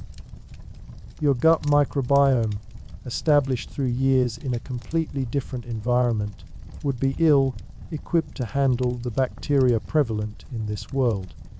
Diarrhea would become a constant companion, leading to dehydration, weakness, and vulnerability to other conditions. Your immune system, never exposed to many of the pathogens common in this environment, would have no established defenses. Diseases that local people might experience as mild discomfort could become life-threatening for you, and having developed in a world of antibiotics and antivirals, your body never needed to develop the robust natural immune responses that might help you survive here. Even your sensory processing would be challenged. The constant assault of smells, human and animal waste, unwashed bodies, smoke, rotting organic material would overwhelm your olfactory system initially. Eventually, adaptation would occur, but at the cost of diminished sensitivity, permanently altering your experience of the world. Similarly, the constant noise of animals, manual labor, and human activity without the sound, dampening effects of modern construction would create auditory fatigue and possible hearing damage over time. Your circadian rhythms, perhaps already disrupted by modern lighting and screen time, would need to readjust to a world where darkness truly means darkness and the day begins at dawn out of necessity. This adjustment might actually improve some aspects of your sleep quality eventually, but the transition would involve nights of lying awake on your uncomfortable mat, surrounded by unfamiliar sounds, aching from the day's physical demands. The psychological impact of these physical challenges cannot be overstated. Constant pain, from minor irritations to serious injuries, becomes a background noise to existence itself. Modern humans, accustomed to immediate relief from discomfort through medication or treatment, find it difficult to conceptualize a life where pain is simply endured as the normal state of being. This endurance shapes personality, relationships, spiritual understanding, every aspect of how one interacts with the world. Hunger, too, becomes a familiar companion rather than an unusual state. Not just the mild hunger that signals it's time for your next meal, but deep, gnawing hunger that persists for days or weeks during lean times. This hunger affects cognitive function, emotional regulation, energy levels, and social interactions.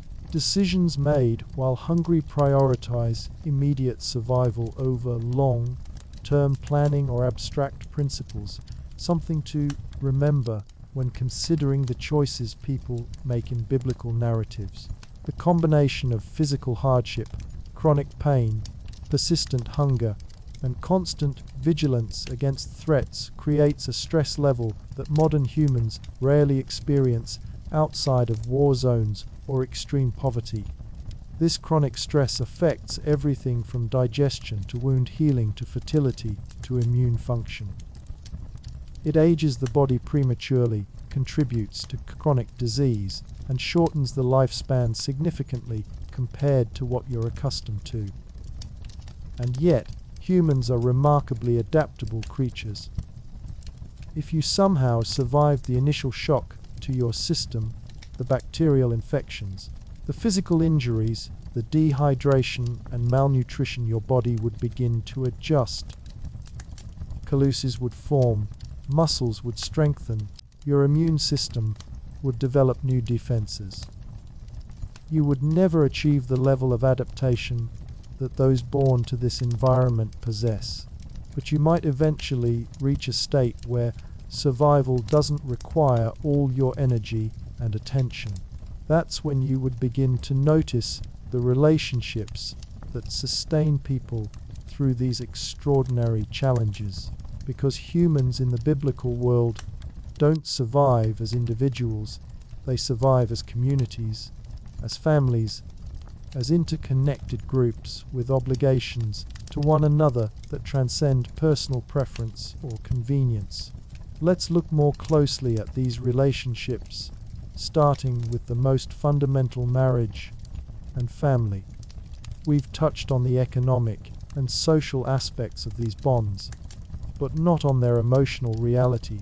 Despite marriages being arranged primarily for practical considerations, Deep attachment often develops between spouses who face life's challenges together.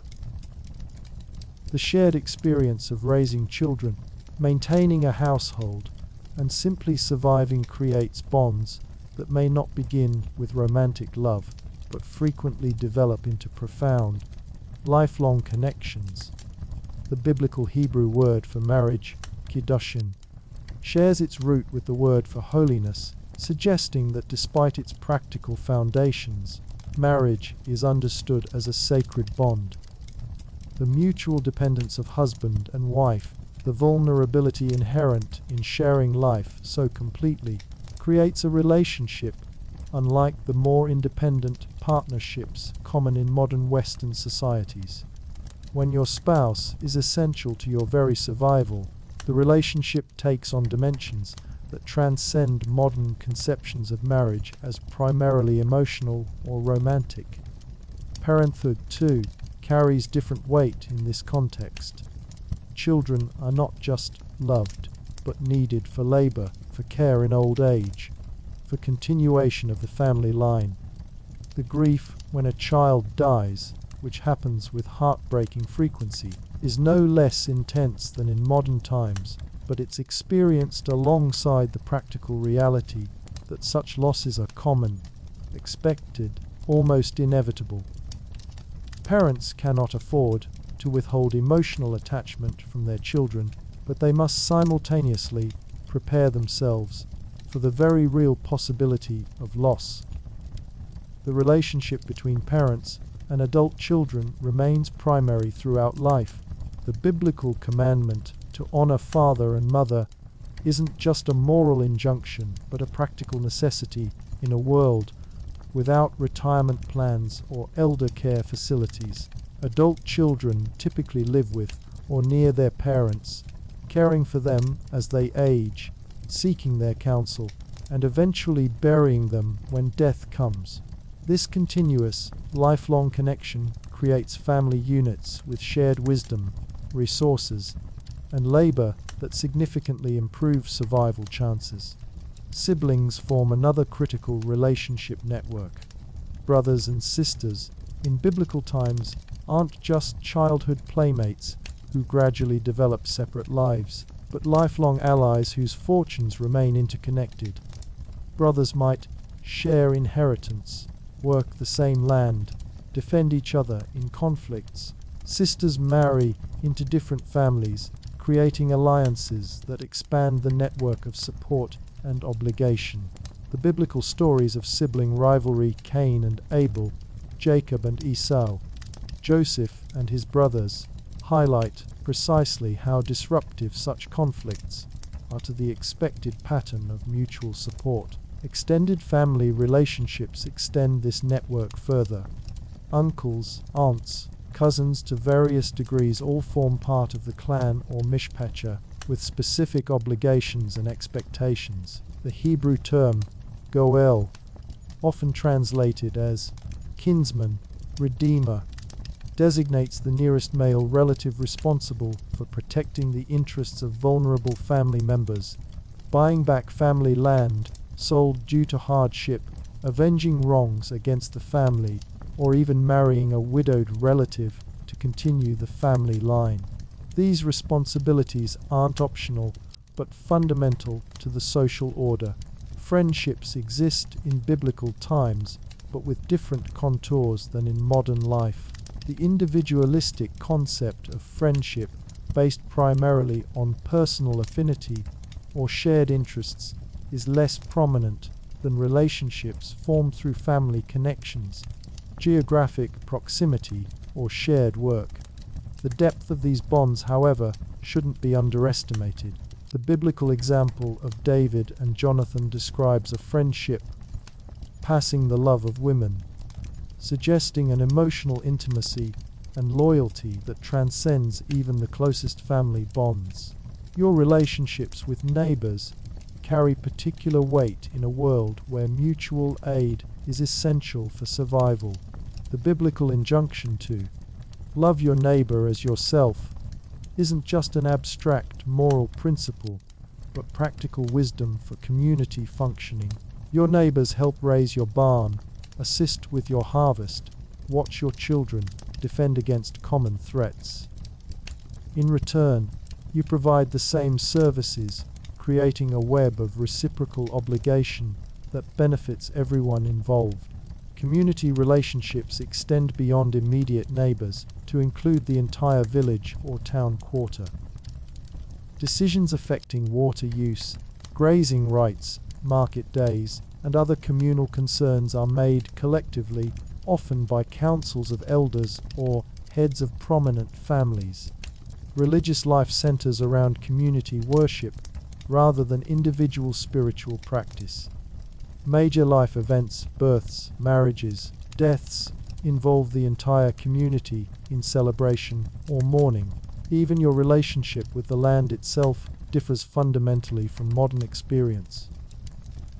In biblical agrarian societies, people understand themselves as being in direct relationship with the soil, the water sources, the local plants and animals. They know intimately which plants grow where, which soil retains moisture, which signs indicate coming weather changes. This isn't abstract knowledge, but bodily wisdom developed through constant interaction with a specific place. The modern concept of land as property to be owned, improved, and sold according to market forces exists in tension with older understandings of land as a gift held in trust, with obligations to past and future generations.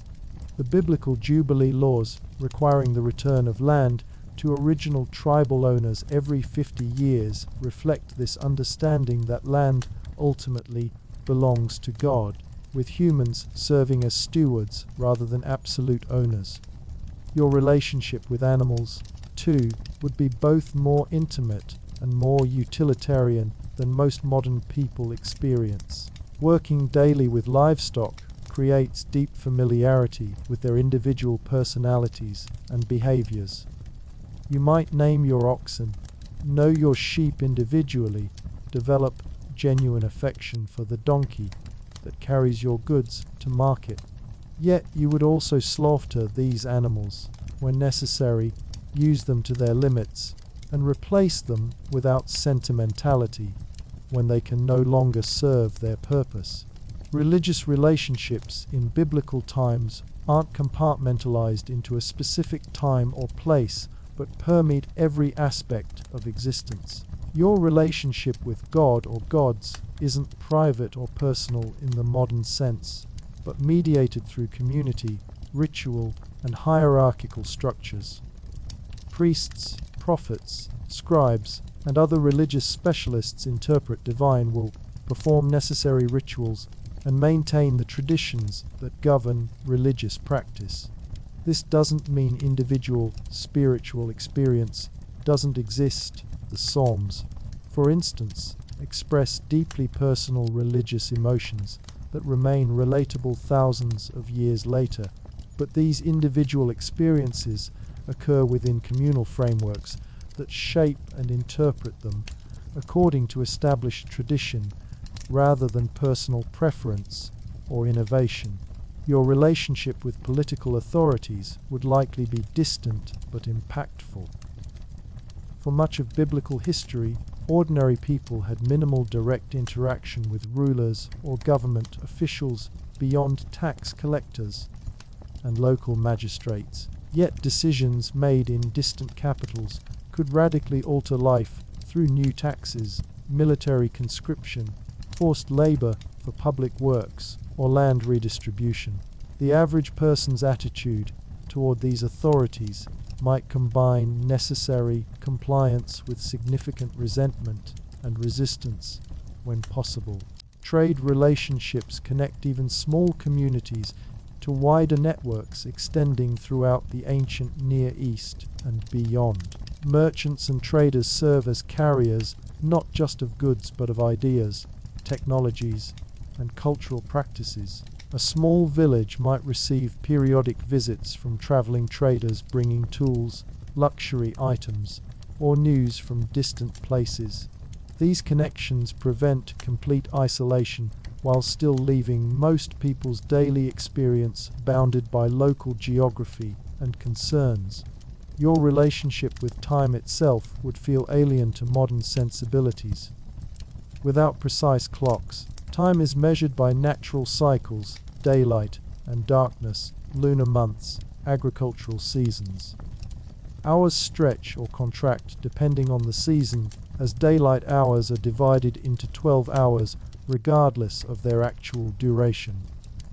Specific moments are marked by position of the sun, by shadows, by communal activities like prayer times, rather than by numerical designation. The future extends only as far as the next season for most practical purposes. Long-term planning means preparing for winter or storing food for next year's planting. The past exists in generational terms, the time of our fathers, the time of the great-grandfather, the time of Exodus from Egypt. Oral tradition preserves important stories, but details blur and transform with each retelling. The precise historical consciousness that characterizes modern thinking is absent for most ordinary people, and critically for understanding biblical texts, your relationship with story and truth would differ from modern conceptions. The sharp distinction between literal historical fact and metaphorical or symbolic truth that preoccupies many modern readers of biblical texts would be largely meaningless to their original audiences. Stories convey essential truths about divine character, human nature, and moral obligation without necessarily corresponding to events, exactly as a modern historian might document them. This doesn't mean biblical authors were unconcerned with accuracy or invented events freely. Rather, their concept of meaningful truth included dimensions beyond the merely factual. A story might be shaped to highlight theological significance, combine elements from different events to emphasize a particular theme, or use literary devices to convey truth that transcends specific historical moments while still being grounded in real experiences and traditions. You've likely noticed by now that relationships in the biblical world tend toward the hierarchical rather than the egalitarian. Nearly every bond husband, wife, parent, child, master-servant, ruler, subject, priest, layperson involves clear power differentials and defined responsibilities. Modern discomfort with such arrangements often leads to either rejection of biblical models as hopelessly outdated or attempts to reinterpret them through more egalitarian frameworks. The reality is more complex than either approach suggests. Within these hierarchical structures, reciprocal obligations create relationships that, while not equal in authority, ideally balance responsibilities and benefits for both parties. Masters have obligations to servants, parents have duties to children, rulers are accountable to divine standards of justice. When these reciprocal obligations are violated, prophetic voices within the biblical tradition itself call for correction and reform. This doesn't mean these relationships would feel just or comfortable by modern standards. The inherent power imbalances create potential for abuse that biblical laws might limit but don't eliminate. Servants, women, children, and others in subordinate positions have significantly fewer protections or recourses than those higher in the social hierarchy. Your modern sensibilities would likely rebel against arrangements accepted as normal and natural in biblical times.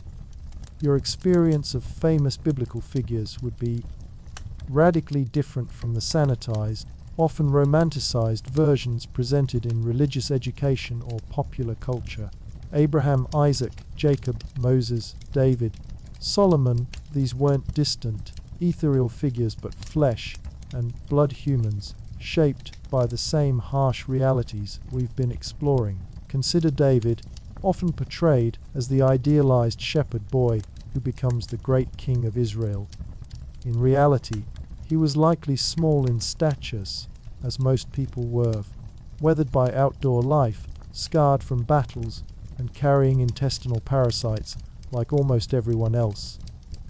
His hands would be calloused from years with sling, staff, and eventually sword.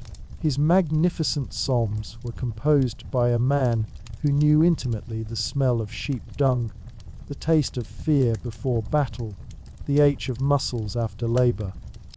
Moses, revered as the great lawgiver and prophet, spent years as a fugitive in the wilderness before his encounter at the burning bush.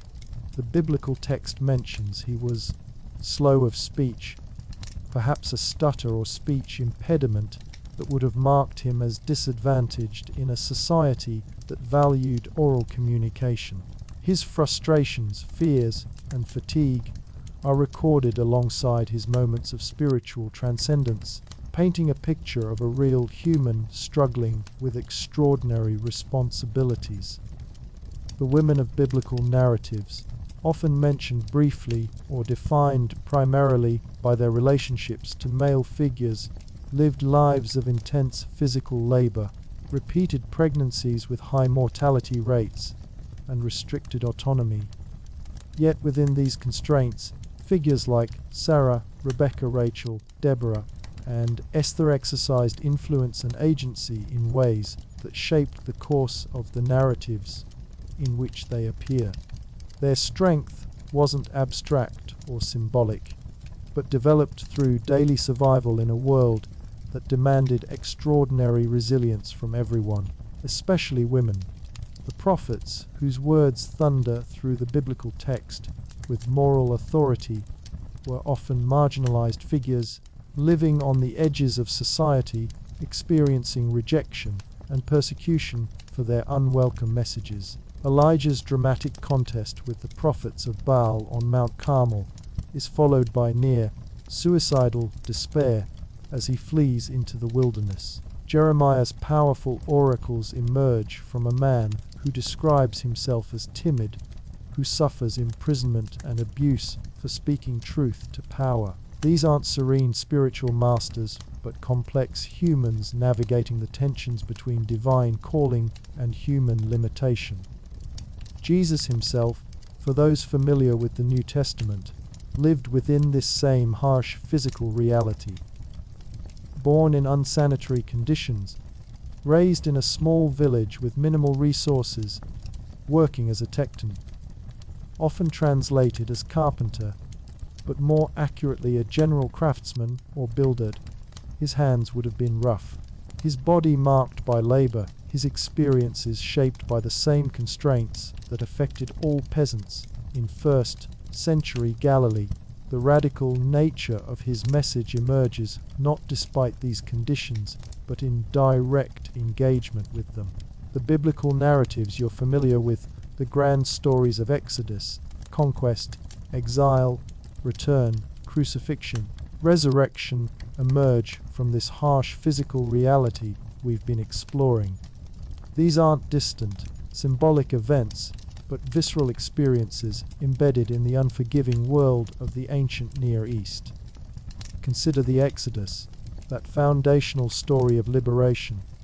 Beyond the miraculous elements that captivate religious imagination, there's the stark reality of what it means for a massive group of slaves, perhaps tens of thousands of people, to suddenly leave their captivity and enter the wilderness. The biblical text spans this journey in a few chapters, but the lived experience would have been overwhelmingly physical and immediate. The logistics alone are staggering. Thousands of people, men, women, children, elderly, suddenly walking away from Egypt with whatever possessions they could carry.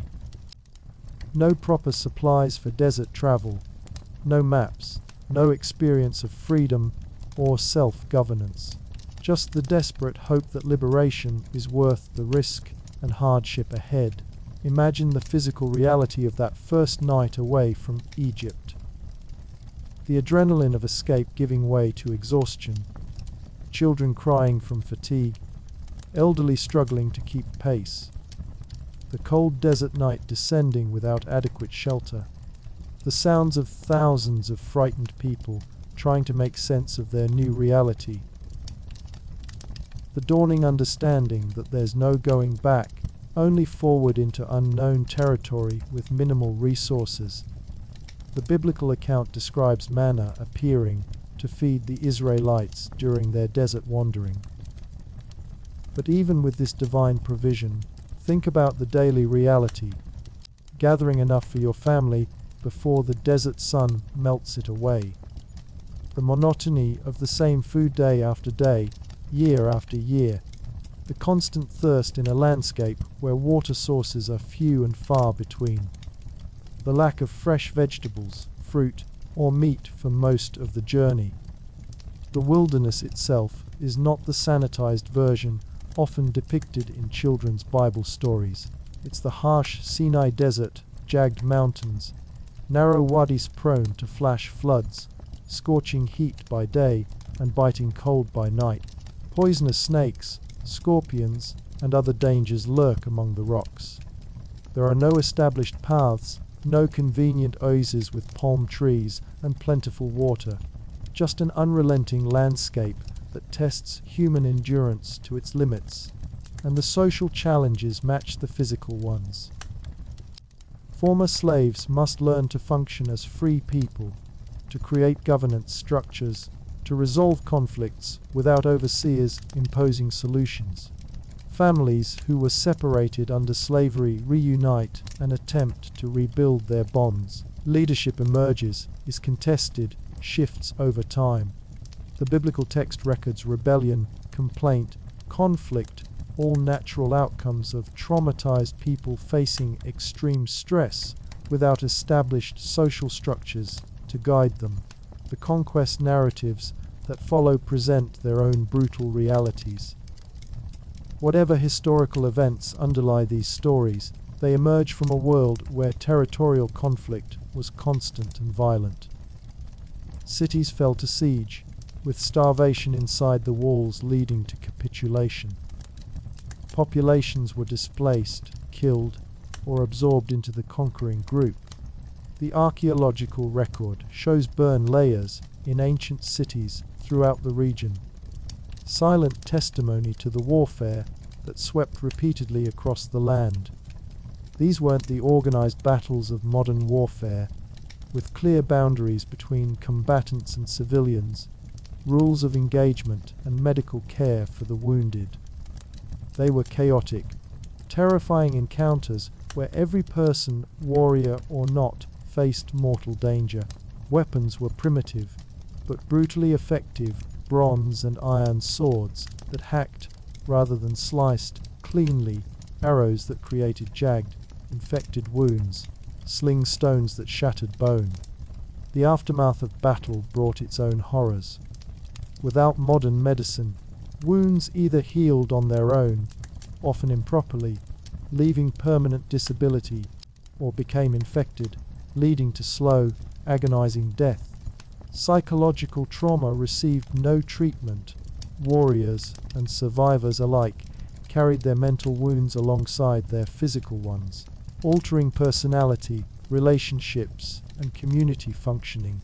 For the victors, conquest brought land, resources, and status, but also integration challenges as they absorbed remnants of conquered populations.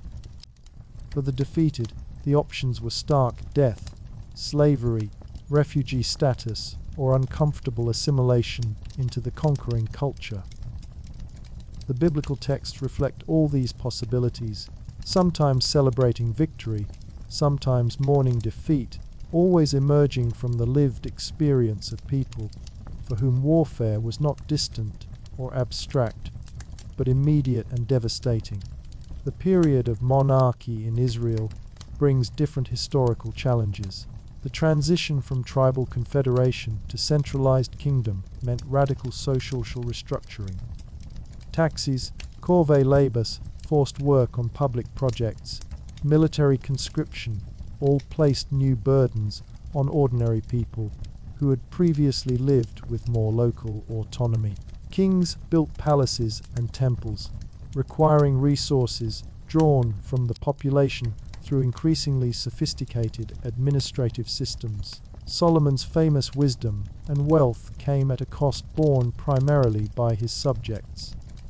The biblical text acknowledges the splendor of his reign, while also noting the complaints of the people about the heavy yoke he placed upon them.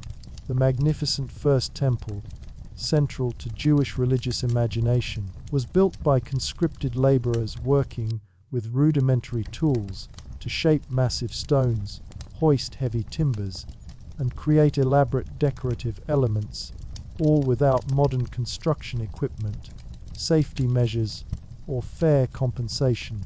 The divided kingdom that followed Solomon's death reflects the tensions between northern and southern regions, between different tribal identities, between competing religious practices. What reads as straightforward political history in the biblical text represents generations of people living through uncertainty, shifting alliances, periodic warfare, and competing claims to religious and political legitimacy. Ordinary families made difficult choices about which king to support, which sanctuary to attend, which prophetic voice to heed, all with potential consequences for their safety and survival. Assyria's destruction of the northern kingdom of Israel in 722 BCE wasn't just a date in history, but a catastrophic human experience. Cities under siege faced starvation, disease, and eventual violent conquest. Those who survived the initial onslaught faced forced deportation. The Assyrian policy of population transfer meant walking hundreds of miles to unfamiliar territories, separated from family members, with minimal provisions and constant guard to prevent escape. These deportees had to establish new lives in strange lands, among people who spoke different languages, worshipped different gods, and viewed them with suspicion and hostility. Some maintained their ethnic and religious identity against tremendous pressure. Others assimilated into local populations as a survival strategy. The biblical text calls them the lost tribes, but they weren't lost to themselves. They were people adapting to extraordinarily difficult circumstances with whatever resources they could muster. The southern kingdom of Judah survived another century and a half before facing similar destruction at Babylonian hands in 586 BCE. The siege of Jerusalem, described in harrowing detail in the biblical book of Lamentations, reduced the population to desperate measures. The text speaks of women cooking their own children, a horrifying image that reflects the extremes of starvation and social breakdown during prolonged siege warfare. The Babylonian exile that followed created the diaspora experience that would shape Jewish identity for millennia to come. Displaced populations faced the challenge of maintaining religious and cultural practices without the temple, the land, or the political sovereignty that had previously formed the context for those practices. Innovation became necessary for survival.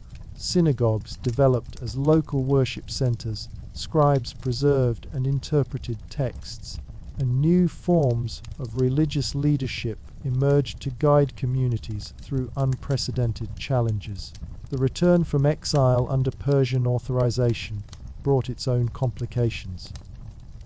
Those who returned to Jerusalem found a changed landscape, with other populations having moved into abandoned territories, and tensions developing between returnees and those who had remained.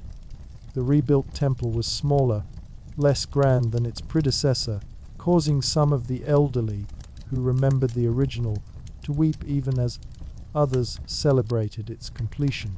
Political autonomy remained limited under Persian oversight, creating constant negotiation between local Jewish leadership and imperial authorities.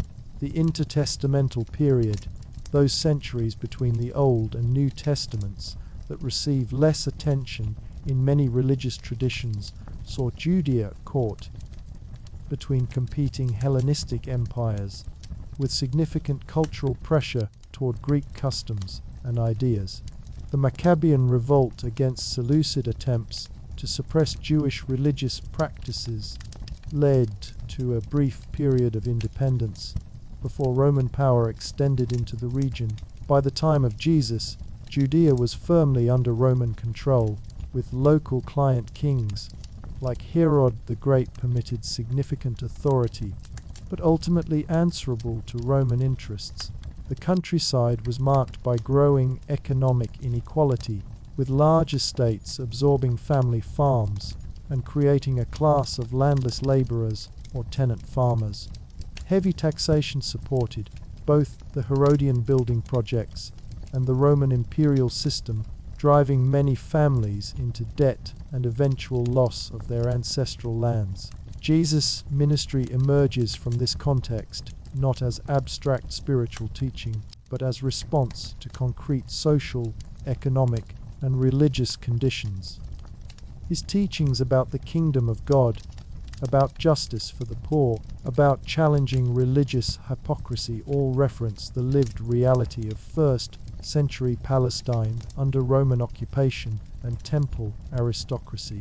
The crowds that gathered to hear him were not simply seeking spiritual insight, but concrete hope in desperate circumstances. The crucifixion itself reflects Roman methods of maintaining control through public, humiliating execution of those deemed threatening to imperial order. Thousands were crucified during this period, their bodies left on display as warnings against rebellion or non-compliance. The physical agony was designed to be prolonged and visible, a slow death by asphyxiation as the victim's strength to push up and breathe gradually failed, often taking days rather than hours. For early Christian communities, the resurrection represented not just spiritual truth, but defiance of imperial power, the claim that Rome's most fearsome punishment had been reversed, that life had conquered death, that the executed one was, in fact, the true king. This dangerous proclamation led to periods of persecution, with believers facing imprisonment, confiscation of property, torture, and execution for refusing to participate in imperial cult practices that conflicted with their exclusive allegiance to Christ. These historical events, conquest, exile, occupation, crucifixion, don't exist separately from the physical realities we've been exploring. They are the macro expressions of the same harsh world that shaped daily life. The people who experienced these events weren't different from those who built the homes, drew the water, prepared the food, and navigated the social structures we've discussed. The biblical narratives emerge from their bodies, their relationships, their struggle to find meaning in suffering and hope in seemingly hopeless circumstances. This brings us to the profound question of spiritual meaning in such a world. The biblical texts don't emerge despite the harshness of ancient life, but directly from engagement with it. They are not escapist literature, but attempts to find purpose, justice, and hope within the very conditions that threaten to crush human spirit and dignity. Consider the Psalms, with their raw emotional honesty, expressions of despair, rage, confusion alongside praise, gratitude, and confidence in divine care. These aren't composed by people insulated from suffering, but by those intimately acquainted with it. Out of the depths I cry to you, O Lord, writes the psalmist, not as poetic metaphor, but as the authentic voice of someone experiencing the abyss of human pain without modern buffers or distractions. The wisdom literature, Proverbs, Ecclesiastes, Job wrestles with fundamental questions about justice, suffering, and meaning in a world where the connection between virtue and reward often seems tenuous or non-existent. Job's questioning of divine justice comes not from philosophical detachment, but from the experience of devastating loss of family, health, and social standing without explanation or apparent recourse. The prophetic tradition emerges from similar engagement with concrete suffering. When Amos thunders against those who trample the head of the poor into the dust of the earth, he's not speaking abstractly, but addressing specific economic practices that pushed vulnerable families into destitution. When Isaiah envisions swords beaten into plowshares, he speaks from a context where warfare has brought devastation within living memory, where the dream of peace represents not political idealism, but desperate human need. The apocalyptic literature that appears later in the biblical period Daniel, Revelation responds to conditions of extreme oppression where direct resistance seems impossible and divine intervention appears to be the only hope. These vivid, strange texts, with their cosmic battles and ultimate divine victory, emerge from communities experiencing very real persecution, offering hope that present suffering is not the final word on human destiny. Even the legal codes found in texts like Exodus, Leviticus, and Deuteronomy reflect engagement with the harsh realities of ancient life. Provisions for gleaning, leaving the edges of fields unharvested for the poor to gather, acknowledge the reality of food insecurity and create a modest safety net. Laws regarding treatment of slaves, while falling far short of abolition, place some limits on masters' power in a world where slavery was universal. Regulations about clean and unclean foods, while often framed in ritual terms, have practical public health dimensions in a world without refrigeration or food safety oversight. The New Testament continues this tradition of engaging directly with suffering rather than evading it. Jesus' healing miracles address the physical afflictions we've discussed: leprosy, blindness, paralysis, chronic bleeding, with compassion rather than fear or disgust. His teachings frequently reference economic realities, from day laborers waiting to be hired to widows offering their tiny coins, from wealthy tax collectors to indebted servants. The early Christian community described in Acts attempts to create alternative economic structures where resources are shared and the vulnerable are protected. Paul's letters, written to small communities trying to live according to Jesus' teachings in hostile environments, deal constantly with practical questions of survival, conflict resolution, and maintaining faith under pressure. His catalogues of hardships, beatings, imprisonment, shipwreck, hunger, cold, exposure aren't theoretical but autobiographical, emerging from his own experience as an itinerant preacher facing constant opposition and physical danger. The spiritual meaning that emerges from these texts isn't separate from physical reality, but embedded within it. The biblical God is consistently portrayed as concerned with bodily needs, with hunger, thirst, shelter, protection, healing alongside spiritual transformation.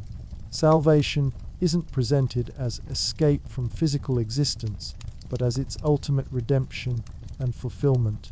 The concrete hope of resurrection, not as metaphor, but as physical reality, stands at the center of both Jewish and Christian eschatological thought. This integration of physical and spiritual reality offers a different perspective on suffering than either Stoic endurance or escapist spirituality.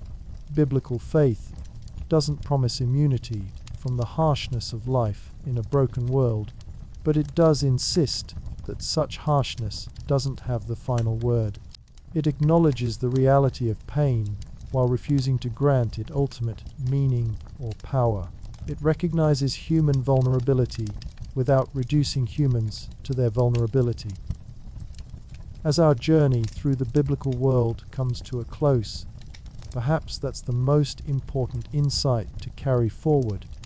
The people who inhabited this harsh landscape, who drew water from wells contaminated with bacteria, who gave birth without pain relief, who worked fields with rudimentary tools, who buried children and faced invading armies, were fully human in their suffering, and their hope, their despair, and their faith. They weren't simpler or less complex than modern humans. They loved deeply, questioned profoundly, created beautifully, and struggled mightily with the same fundamental human questions that occupy us now. The distance between us and them is not one of human development, but of material circumstances. Their world tried to kill them daily in ways yours does not, but their humanity shines through the texts they've left behind. Now, as you drift towards sleep, feeling the comfort of your bed, the climate control of your room, the security of locked doors, and emergency services just a phone call away, remember the biblical world we've explored, not to induce guilt about modern comforts, but to marvel at human resilience, at the capacity to create meaning and beauty even in the harshest conditions. The biblical texts, with their poetry and prophecy, their laws and legends, their wisdom and wonder, emerge not from protected comfort, but from direct engagement with suffering and struggle. They don't deny the reality of a world that seems bent on human destruction, but insist that such a world cannot crush the human spirit entirely, cannot extinguish the capacity for love, justice, and hope that defines our humanity. And perhaps that's why these ancient words continue to speak across millennia, why they still comfort the afflicted and afflict the comfortable, why they remain living texts rather than mere historical artifacts. They emerge from a world both utterly different from yours and fundamentally the same, a world where humans seek meaning, connection, and transcendence even amid conditions that threaten to overwhelm them. As you sink deeper into relaxation, let the biblical world recede from immediate awareness. You need not remain there, need not endure its hardships or navigate its dangers, but perhaps carry with you the awareness that your humanity connects you to those ancient people across the vast gulf of time and circumstance. Their voices speak in the texts they've left behind, voices that knew suffering intimately but refused to be defined by it, voices that insisted on meaning when meaninglessness seemed the only rational conclusion. Sleep now in the comfort that billions throughout human history could only dream of, but sleep as one connected to the long human story, a story of survival against overwhelming odds, of beauty created in the midst of ugliness, of hope maintained when hope seems foolish, of faith that transcends circumstances without denying their reality. The biblical world has done its best to kill you today, and you wouldn't have survived long in its unforgiving landscape. But the biblical people, they would recognize you immediately as kin, as fellow human, as partaker in the same fundamental experience of seeking light in darkness, meaning in chaos, connection in isolation. Rest in that recognition, in that fundamental human bond that transcends time, geography, and circumstance. And as consciousness fades, as sleep approaches, know that tomorrow you will wake in your world rather than theirs, a world with antibiotics and indoor plumbing, with refrigeration and climate control, with police protection and social safety nets. A world that still holds suffering, certainly, but suffering moderated by advantages they could scarcely imagine. Remember them not with pity, but with respect for their endurance, not with condescension, but with recognition of shared humanity, not with relief at your distance from them, but with awareness of your connection to them. Sleep now, and dream perhaps of desert stars above Mesopotamian plains, of Mediterranean waves against ancient shores, of mountain paths winding through Judean hills. Dream of human faces turned toward the same sky that still stretches above you, asking the same questions that still resonate in human hearts, finding answers that still echo in human communities. Sleep and know yourself part of their story as they are part of yours.